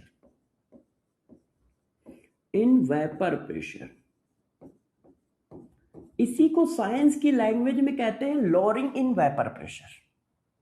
P not minus PS, shortcut में हम लोग इसको ये लिखते हैं एलपीवी, लोअरिंग इन वेपर प्रेशर। कितना वेपर प्रेशर कम हो गया है नॉन वोलेटाइल सॉल्यूट मिलाने से। जैसे मैं कहता हूं, जैसे मैं बोलता हूं 20 mm of Hg vapour pressure decrease कर जाता है नॉन वोलेटाइल सॉल्यूट मिलाने से। इसका मतलब 20 वैल्यू किसकी दी है? पी नॉट माइनस पीएस की वैल्यू 20 है। इसका मतलब क्या है? पी नॉट माइनस पीएस की वैल्यू 20 है, या पी नॉट इंटू काईए की वैल्यू 20 है। जैसे मैं एक ऐसा क्वेश्चन फॉर्म करूं कि भाई 10 ग्राम नॉन वोलेटाइल सॉल्यूट मिलाने से vapour pressure of solution 20 mm of Hg decrease कर जाता है। तो इसका मतलब 20 किसकी वैल्यू है? P not minus PS equal to 20 mm Hg। क्योंकि पी नॉट माइनस पीएस क्या रिप्रेजेंट करता है? कितना वेपर प्रेशर डिक्रीज कर जाता है नॉन वेलेटाइल सॉल्यूट मिलाने से। साइंस की लैंग्वेज में इसको कहते हैं lowering in vapour pressure, lowering in vapour pressure. Clear है? क्लियर है? Lowering in vapour pressure. और लोअरिंग इन वेपर प्रेशर की वैल्यू किसके बराबर होती है? पी नॉट इंटू काई ए के। पूरा फार्मूला ये पी नॉट इंटू काई ए के, पूरा फार्मूला अपना ये है। इसमें से ये क्या रिप्रेजेंट करता है वो मैंने बताया। अच्छा, अब इस चीज को इसके नीचे ले आओ तो हमारा फार्मूला हो जाता है ये P not minus P S upon P not equal to chi A. ये देखिए फार्मूला, ये आ गया। अब इसमें से जरा देखो, गौर से देखिए। अब मुझे बताइएगा, सब लोग गौर से बताएंगे। इस डाटा को देखो, इस डाटा को, एग्जाम्पल को, आप एग्जाम्पल को देखो। अब मैं इस एग्जाम्पल में पूछूं कितने फ्रैक्शन वेपर प्रेशर कम हो गया है, कैसे निकालोगे? मैं पूछ रहा हूं कितने फ्रैक्शन वेपर प्रेशर कम हो गया है, या कितना परसेंटेज वेपर प्रेशर कम हो गया है, कैसे निकालोगे? टोटल वेपर प्रेशर कितना कम हुआ है? 30। अब इसको परसेंटेज में बताओ, कितने परसेंटेज वेपर प्रेशर कम हो गया है, इसको परसेंटेज में बोलो। तो आप कहोगे यार देखो 30 कम हो गया है। कितने में? पहले कितना था? 100, और 100 में से 30 कम हो गया है, तो इसको परसेंटेज बनाओ। 100 में से 30 कम हो गया है, परसेंटेज बनाओ, 30% आ गया। 100 था, उसमें से 30 कम हो गया, तो परसेंटेज बनाया कितना आया? 30। परसेंटेज बनाया कितना आया? 30। मान लो ये 100 ना होता, ये 100 ना होता, मान लो मैं इसकी 100 की जगह डाटा चेंज कर देता हूं। देखो मैं इसका थोड़ा सा डाटा चेंज कर देता हूं। ये 100 नहीं है, ये 80 है, ठीक है, और ये हमारा जो है 60 है। अब ये हमारा 20 आया। अब मैंने पूछा कितने परसेंट वेपर प्रेशर कम हो गया है, बताओ, परसेंटेज निकालना है। कितने परसेंट वेपर प्रेशर कम हो गया है? तो पहले 80 था और 20 कम हो गया है, इंटू 100। 20 कम हो गया है और था कितना? 80। 80 में 20 कम हो गया है,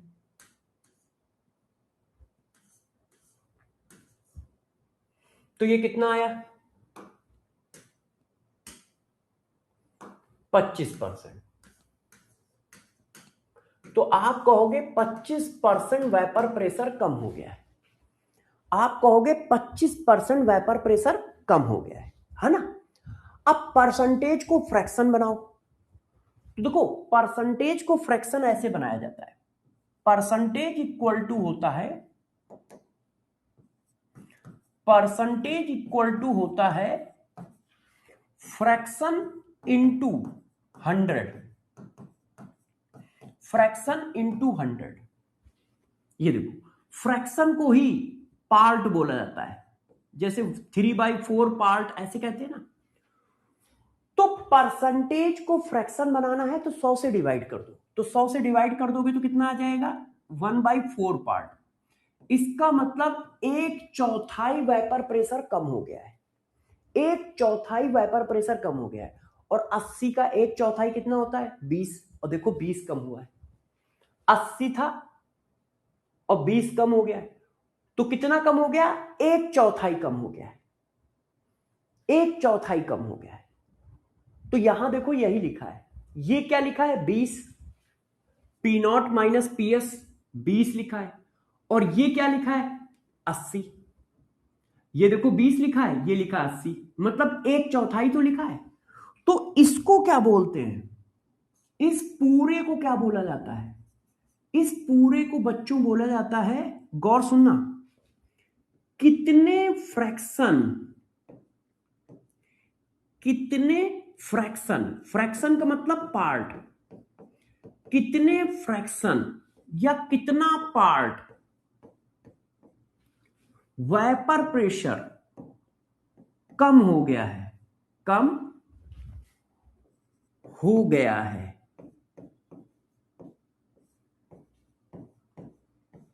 नॉन वैलेटाइल सॉल्यूट मिलाने से, नॉन वैलेटाइल सॉल्यूट मिलाने से।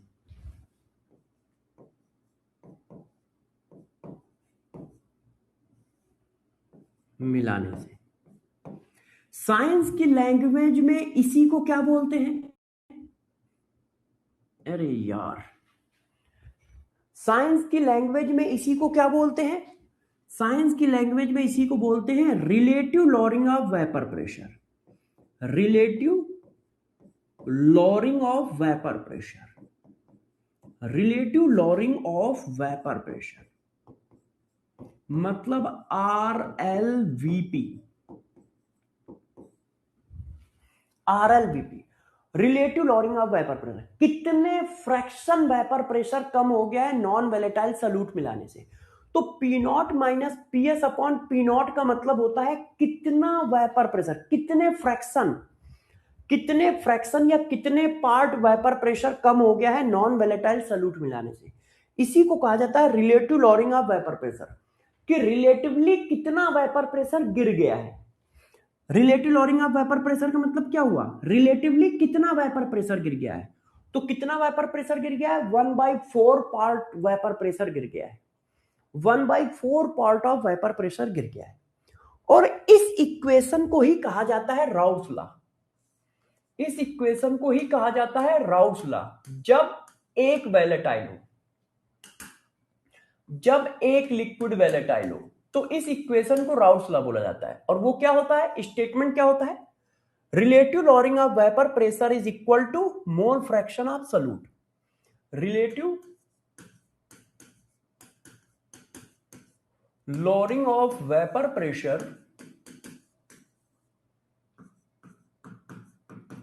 Pressure is equal to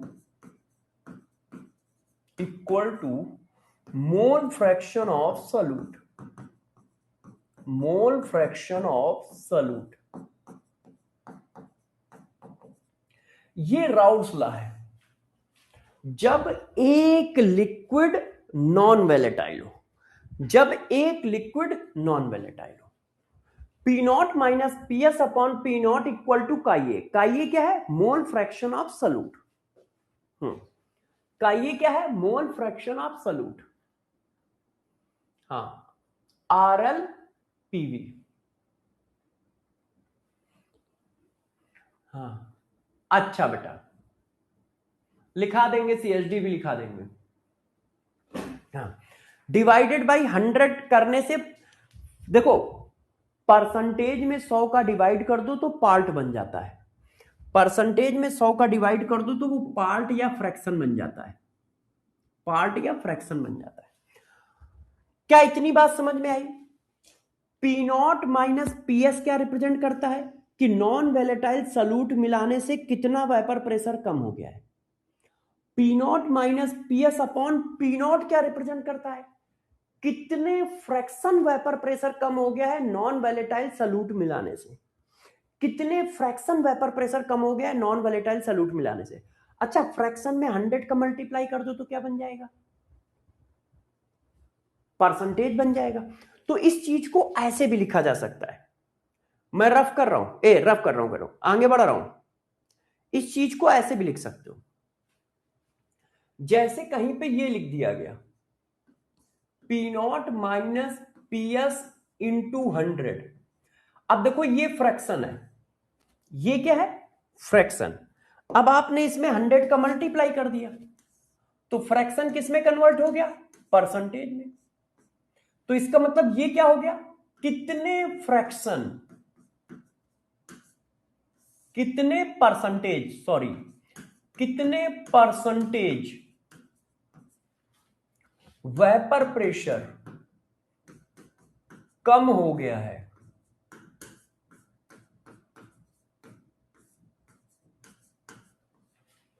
non volatile solute मिलाने से। सॉल्यूट मिलाने से।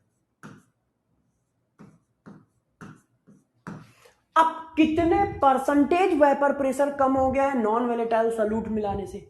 यदि 100 का मल्टीप्लाई कर देते हो तो वो परसेंटेज आ जाएगा, मतलब इसकी वैल्यू आ जाएगी। ये फ्रैक्शन था, फ्रैक्शन में 100 का मल्टीप्लाई कर दिया तो परसेंटेज बन गया। ये देखो, ये फ्रैक्शन है, फ्रैक्शन में 100 का मल्टीप्लाई करके परसेंटेज बन जाता है। तो ये देखो क्या लिखा है, फ्रैक्शन, कितने फ्रैक्शन वेपर प्रेशर कम हो गया है नॉन वोलेटाइल सॉल्यूट मिलाने से। अब फ्रैक्शन में 100 का मल्टीप्लाई किया, इसमें 100 का मल्टीप्लाई किया तो वो परसेंटेज बन गया। तो कितने परसेंटेज वेपर प्रेशर कम हो गया है नॉन वोलेटाइल सॉल्यूट मिलाने से। अब ये आ गया, अब ये आ गया, क्या ये सही है? हाँ बेटा, अब ये यूनिट लेस क्वांटिटी होगी क्योंकि प्रेशर अपॉन प्रेशर है। आज ये कमेंट ऊपर क्यों नहीं जा रहा? एक मिनट रुकना बेटा, एक मिनट, मेरा वो कहां गया कर्सर, ये आ गया बेटा। अभी आइडियल और नॉन आइडियल नहीं चल रहा है, सवाल दीजिए सर। बेटा अभी सवाल दूंगा, पहले कॉन्सेप्ट तो खत्म हो जाए।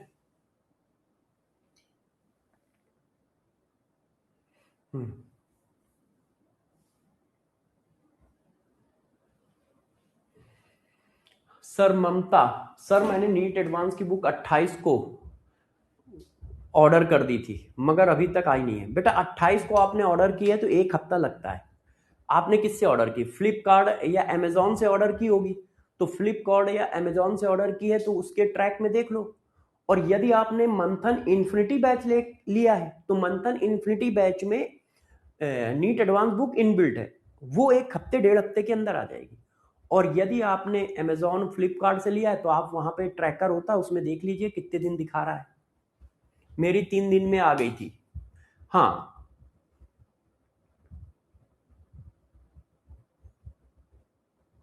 अच्छा ठीक है।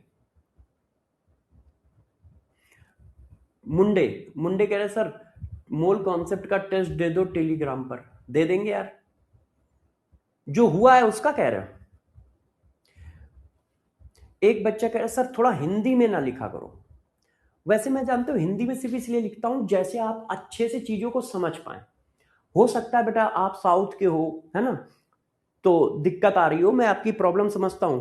जैसे उड़ीसा है, आसाम है, ठीक है, तेलंगाना है, वहां के बच्चों को थोड़ी सी दिक्कत आती है। मगर मैं लिख इसलिए देता हूं जैसे थोड़ा क्लियर हो जाए, चीजें क्लियर हो जाए, बच्चों को पढ़ते समय आसानी से वो गेन हो। नहीं तो इंग्लिश की लैंग्वेज भी देखो लिखी है, relative lowering of vapour pressure. अब मगर relative lowering of vapour pressure का मतलब क्या होता है वो अच्छे से क्लियर नहीं होता है बच्चों को। बच्चे बस इतना सोचते हैं कि अच्छा ये relative lowering of vapour pressure है, मगर इसकी मीनिंग क्या है। तो मीनिंग को मैं थोड़ा अपनी देसी लैंग्वेज में लिख देता हूं तो बच्चों को अच्छा लगता है।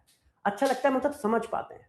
अच्छा वेस्ट बंगाल से, हाँ वेस्ट बंगाल में भी थोड़ी सी दिक्कत आती है, तो हो सकता है 1-2 बच्चों को दिक्कत आ रही हो, है ना। तो बेटा मैं हिंदी भी लिखता रहता हूँ, इंग्लिश भी लिखता रहता हूँ। जैसे मैंने ये हिंदी में लिखा था देखो इंग्लिश में भी लिख दिया है कि इसको क्या कहते हैं। हाँ इसको क्या कहते हैं, उड़ीसा से हो, हाँ उड़ीसा, वेस्ट बंगाल, तेलंगाना, बच्चे मैसेज करते रहते हैं। हाँ तमिलनाडु, तमिलनाडु से, कोई बात नहीं। तो आपके लिए भी मैं लिखता रहता हूँ, इंग्लिश में भी लिखता रहता हूँ, हिंदी में भी लिखता रहता हूँ। मतलब जितनी लैंग्वेज में मैं लिख सकता हूँ या मुझे आती है उतनी लिख देता हूँ। जैसे क्या है कि बच्चों को क्लियर, देखो पढ़ाना सब लोग पढ़ाते हैं ना, पढ़ाना एम नहीं है, सेलेक्ट कराना एम है। और सेलेक्ट तभी होगा बच्चा जब उसके कॉन्सेप्ट क्लियर हो, कॉन्सेप्ट अच्छे से क्लियर हो। क्योंकि कॉन्सेप्ट क्लियर होंगे तो बच्चा क्वेश्चन कर पाएगा, और क्वेश्चन कर पाएगा तो अपने आप सेलेक्ट हो जाएगा। और मेहनत तो मोस्टली सारे बच्चे करते ही हैं यार, आजकल के बच्चे हमारे जमाने के नहीं है। हमारे जमाने में तो कैटेगरी होती थी, ये पढ़ता है ये नहीं पढ़ता है, मगर आजकल 90% बच्चा पढ़ता है। सेलेक्ट 10% होते हैं, मगर वो 10% और 90% में डिफरेंस ये है कि 90% को आइडिया नहीं है कैसे करना है, कैसे पढ़ना है, मगर वो मेहनत करना जानता है। चलो अब आगे बढ़ते हैं, आगे बढ़ते हैं, आओ। अब देखो ये ऐसा हुआ, अब इसके आगे की बात करते हैं। बच्चे कह रहे हैं क्वेश्चन, बेटा क्वेश्चन तभी कराऊंगा जब कॉन्सेप्ट सारे खत्म हो जाएंगे। कॉन्सेप्ट खत्म नहीं होंगे, क्वेश्चन कराने के पता चला वो कॉन्सेप्ट लग रहा है ना। इसलिए कॉन्सेप्ट सारे खत्म करने के बाद क्वेश्चन पे आएंगे और खूब क्वेश्चन कराएंगे। इस पे कम से कम 5 से 7 क्वेश्चन कराऊंगा, इस टॉपिक पे 5 से 7 क्वेश्चन कराऊंगा, और ऊपर से 10 भी हो सकते हैं। परेशान ना हो क्योंकि बड़ा टॉपिक है, अच्छा टॉपिक है, इससे क्वेश्चन बनते हैं पेपर में। अच्छा इतनी बात समझ में आ गई सबको? बच्चों को इतनी बात समझ में आ गई? अच्छा, अब हम CHD लिख देते हैं, अब हम CHD लिख देते हैं, है ना।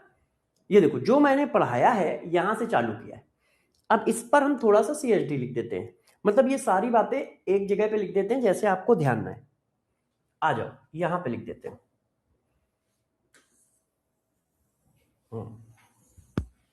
और फिर और आगे बताते हैं, अभी है उसमें कुछ। देखो बच्चों, हम लोगों ने क्या बताया? ओनली वन लिक्विड वेलेटाइल, सिर्फ एक लिक्विड वेलेटाइल है, वेलेटाइल इन नेचर। तो जब सिर्फ एक लिक्विड वेलेटाइल है, हाँ सिर्फ एक लिक्विड वेलेटाइल है, तो टोटल प्रेशर की इक्वेशन आ रही है पीबी के बराबर, और पीबी की वैल्यू है PA नॉट काई बी। एक फार्मूला आपका ये आ रहा है। फिर इसी को जब हम थोड़ा आगे बढ़ाते हैं तो ये आ जाता है P not minus PS equal to P not का ये आ जाता है। यहां पे हमें दो बातें पता चलती हैं। क्या? यहां पे हमें यह पता चलता है कि वेपर प्रेशर ऑफ सॉल्यूशन जो है, vapour pressure of solution, vapour pressure of solution जो है वो मोल फ्रैक्शन ऑफ सॉल्यूट के इनवर्सली प्रोपोर्शनल है। जितना ज्यादा सॉल्यूट के मोल होंगे उतना कम वेपर प्रेशर होगा। मोल ऑफ सॉल्यूट के इनवर्सली प्रोपोर्शनल है, ये देखिए, ठीक है, कि vapour pressure of solution mole of solute के इनवर्सली प्रोपोर्शनल है। जितना ज्यादा सॉल्यूट डालोगे उतना कम वेपर प्रेशर ऑफ सॉल्यूशन होगा। अब यहां पर मैं देखो एक बात लिखने जा रहा हूं, इसका मतलब लोअरिंग इन वेपर प्रेशर भी किसके प्रोपोर्शनल है? इनवर्सली प्रोपोर्शनल है, सॉरी डायरेक्टली प्रोपोर्शनल है काइए के, मतलब मोल ऑफ सॉल्यूट के। अब यहां बात पकड़ना सब लोग, देखो यदि ये वैल्यू कम होती जाएगी तो पूरी वैल्यू बढ़ती चली जाएगी। क्यों? इंडिविजुअल लिक्विड का वेपर प्रेशर क्या होता है? कांस्टेंट। देखो यहां पे ध्यान दो, मैं यहां समझाता हूं, देखिए यहां पे मैं समझाता हूं, ये इंडिविजुअल लिक्विड है, इंडिविजुअल लिक्विड का वेपर प्रेशर कांस्टेंट है, ठीक है। पहले सॉल्यूशन का वेपर प्रेशर 80 था, तो डिफरेंस कितना आया? 20। आपने नॉन वोलेटाइल सॉल्यूट बढ़ा दिया, पहले मैंने नॉन वोलेटाइल सॉल्यूट 10 ग्राम डाला था, अब मैंने 20 ग्राम डाल दिया, तो वेपर प्रेशर ऑफ सॉल्यूशन घट गया, तो डिफरेंस कितना आया? 30। देखो डिफरेंस बढ़ता जा रहा है, क्यों? क्योंकि प्योर लिक्विड का तो कांस्टेंट ही रहेगा, अब आपने और सॉल्यूट डाल दिया तो वेपर प्रेशर ऑफ सॉल्यूशन और कम हो गया, मगर डिफरेंस बढ़ता जा रहा है क्योंकि ये वैल्यू कांस्टेंट है। तो इसी वजह से मैं कह रहा हूं कि vapour pressure of solution mole of solute या मोल फ्रैक्शन ऑफ सॉल्यूट के इनवर्सली प्रोपोर्शनल होता है, मगर lowering in vapour pressure mole fraction और मोल ऑफ सॉल्यूट के डायरेक्टली प्रोपोर्शनल है। Lowering in vapour pressure directly proportional क्यों है? क्योंकि ये वैल्यू घटती चली जा रही है, तो ये पूरी वैल्यू बढ़ती जाएगी, ये पूरी वैल्यू बढ़ती चली जाएगी। अच्छा, अब गौर से देखो, फिर इसके हिसाब से relative lowering of vapour pressure क्या होगा? Relative lowering of vapour pressure भी मोल फ्रैक्शन के डायरेक्टली प्रोपोर्शनल है, मोल ऑफ सॉल्यूट के डायरेक्टली प्रोपोर्शनल है। मतलब जितना ज्यादा सॉल्यूट मिलाओगे उतना वेपर प्रेशर कम होता जाएगा, और इस बात को समझाने में कोई दिक्कत नहीं आएगी। क्यों? क्योंकि ये इक्वेशन लिखी है, सॉरी ये देखो इक्वेशन लिखी है, ये डायरेक्टली प्रोपोर्शनल ही तो है, ये डायरेक्टली प्रोपोर्शनल है। कितना वेपर प्रेशर कम होगा? जितना मोल फ्रैक्शन है, मोल फ्रैक्शन ऑफ सॉल्यूट है। कितने फ्रैक्शन वेपर प्रेशर डिक्रीज हो रहा है? जितना मोल फ्रैक्शन ऑफ सॉल्यूट है, और मोल फ्रैक्शन ऑफ सॉल्यूट कितना है? यदि सॉल्यूट बढ़ाते जाओगे तो मोल फ्रैक्शन बढ़ता जाएगा, और मोल फ्रैक्शन बढ़ता जाएगा तो इसका मतलब क्या है? फ्रैक्शन, कितने फ्रैक्शन वेपर प्रेशर डिक्रीज हो गया है, तो वेपर प्रेशर डिक्रीज होता चला जाएगा। तो कभी कभी लैंग्वेज के फॉर्म में ये स्टेटमेंट आते हैं, लैंग्वेज के फॉर्म में, कि वेपर प्रेशर आप सोल्यूशन डिक्रीज करेगा यदि आप सॉल्यूट के अमाउंट को बढ़ाते चले जाओ, lowering in vapour pressure decrease करेगा यदि सॉल्यूट के अमाउंट को बढ़ाते चले जाओ। तो ये रिलेशन आपको वहां पे काम आएंगे, ये रिलेशन वहां पे आपको काम आएंगे। अच्छा, अब इस चीज को और थोड़ा आगे बढ़ा दो। P not minus P S को क्या बोला जाता है? Lowering in vapour pressure, lowering in vapour pressure. इसका मतलब क्या होता है? इसका मतलब होता है कितने नहीं,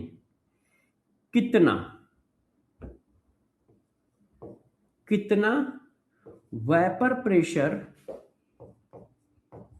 कम हो गया है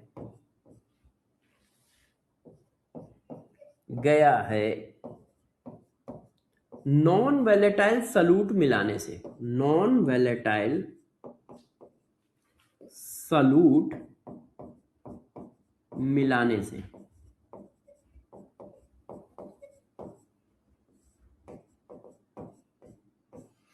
कितना वेपर प्रेशर कम हो गया है नॉन वैलेटाइल सॉल्यूट मिलाने से, इसको बोलते हैं P not minus P S, मतलब लोअरिंग इन वेपर प्रेशर।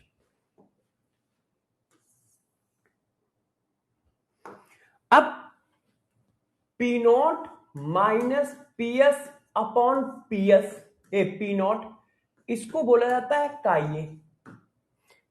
ये क्या है? ये राउल्स लॉ की इक्वेशन है, यही राउल्स लॉ की इक्वेशन है, ये राउल्स लॉ है। अब P not minus P S upon P nought को क्या बोला जाता है? Relative lowering of vapour pressure, relative lowering of vapour pressure. और relative lowering of vapour pressure का मतलब क्या होता है बच्चों? इसका मतलब होता है क्या? कितने फ्रैक्शन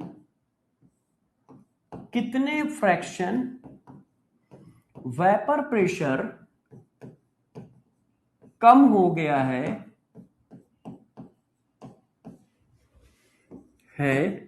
नॉन वैलेटाइल सॉल्यूट मिलाने से, नॉन वैलेटाइल सॉल्यूट मिलाने से। कितने फ्रैक्शन वेपर प्रेशर कम हो गया है नॉन वैलेटाइल सॉल्यूट मिलाने से। और जब इसमें 100 का मल्टीप्लाई कर दोगे तो ये परसेंटेज बन जाएगा।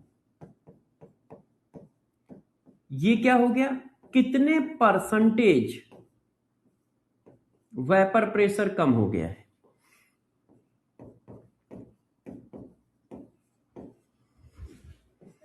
वेपर प्रेशर कम हो गया है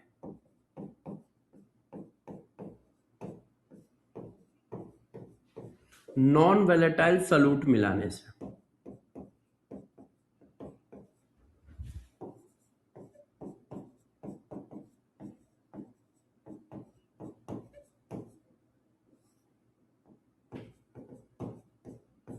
ये देखो, इतनी बातें हम लोगों ने डिस्कस की हैं। हाँ, ये बात समझ में आ गई सारे लोगों को? आ गई, क्लियर है। अब एक आध क्वेश्चन भी कराता हूं। वैसे अभी इसमें मेरे को थोड़ा पढ़ाना बाकी है, मगर टाइम हो रहा है ना, टाइम हो रहा है, तो आज मैं इसी जगह पे क्वेश्चन को रोक रहा हूं। अच्छा अली, बटो अली समझना, P not minus P S directly proportional है काइए के। यदि ना समझ में आए तो यहां से देख लो। P not minus P S directly proportional chi A के होगा, क्योंकि ये तो कांस्टेंट है। प्योर लिक्विड का वेपर प्रेशर कांस्टेंट होता है, पढ़ाया है पीछे। प्योर लिक्विड का वेपर प्रेशर कांस्टेंट होता है, ओनली टेम्परेचर पे डिपेंड करता है, किसी चीज पे डिपेंड नहीं करता है। याद है कि प्योर लिक्विड का वेपर प्रेशर इक्विलिब्रियम कांस्टेंट के बराबर होता है, किसी पर डिपेंड नहीं करता, सिर्फ टेम्परेचर पर डिपेंड करता है। तो जरा बताओ, P not minus P S की वैल्यू किसके डायरेक्टली प्रोपोर्शनल है? काइए के। यही तो लिखा है। और ये कैसे लिखा है? ये तो इक्वेशन है, देखो ये दोनों एक दूसरे के क्या है? डायरेक्टली प्रोपोर्शनल तो है। ये देखो, P not minus P S को क्या कहते हैं? पीछे पढ़ा चुका हूं।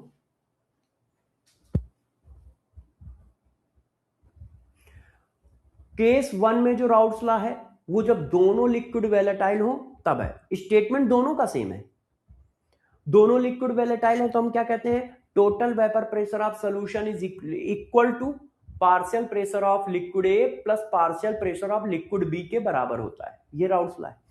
जब एक लिक्विड वैलेटाइल है तो हम क्या कहते हैं, total vapour pressure of solution, तब हम क्या कहते हैं, relative lowering of vapour pressure is equal to mole fraction of solute. Relative lowering of vapour pressure is equal to mole fraction of solute. Clear? अब देखो इस पर क्वेश्चन मैं कल कराऊंगा और अभी इसमें एक कॉन्सेप्ट पढ़ाना बाकी है, सिर्फ एक। तो वो कॉन्सेप्ट पढ़ा के, तो आज तो नहीं पढ़ाऊंगा, टाइम हो गया है। तो जो मैं क्यूएसडी सीट नंबर 4 दूंगा, सारे बच्चे क्यूएसडी सीट नंबर 4 को करके आएंगे बहुत अच्छे से, और जितना पढ़ाया है उसी पर बेस्ड क्वेश्चन दूंगा। ध्यान रखिएगा, जितना पढ़ाया उसी पर बेस्ड क्वेश्चन दूंगा। तो सारे बच्चे क्यूएसडी सीट नंबर 4 करके आएंगे, और कल राउल्स लॉ खत्म हो जाएगा पूरी तरह से, क्वेश्चन भी करा दूंगा, ये सब पढ़ा दूंगा। तो कल राउल्स लॉ खत्म हो जाएगा और नई सब हेडिंग चालू भी हो जाएगी। नीट एडवांस बुक के क्वेश्चन सफिशिएंट है, सफिशिएंट से ज्यादा है रिया। नीट एडवांस बुक के क्वेश्चन तुम तभी कर ही पाओगे जब तुम्हारा थोड़ा सा स्टैंडर्ड होगा, नहीं तो हो ही नहीं पाएंगे। वो सफिशिएंट नहीं है, सफिशिएंट से ज्यादा है। पेपर चाहे जैसा है वो इनफ बुक है। और सबसे खास बात है कि उसमें कोई 500 क्वेश्चन नहीं है कि बच्चा कर ही ना पाए।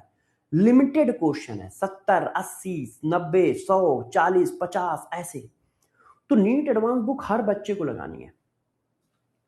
हाँ, सीएसडी सीट भेज दीजिएगा।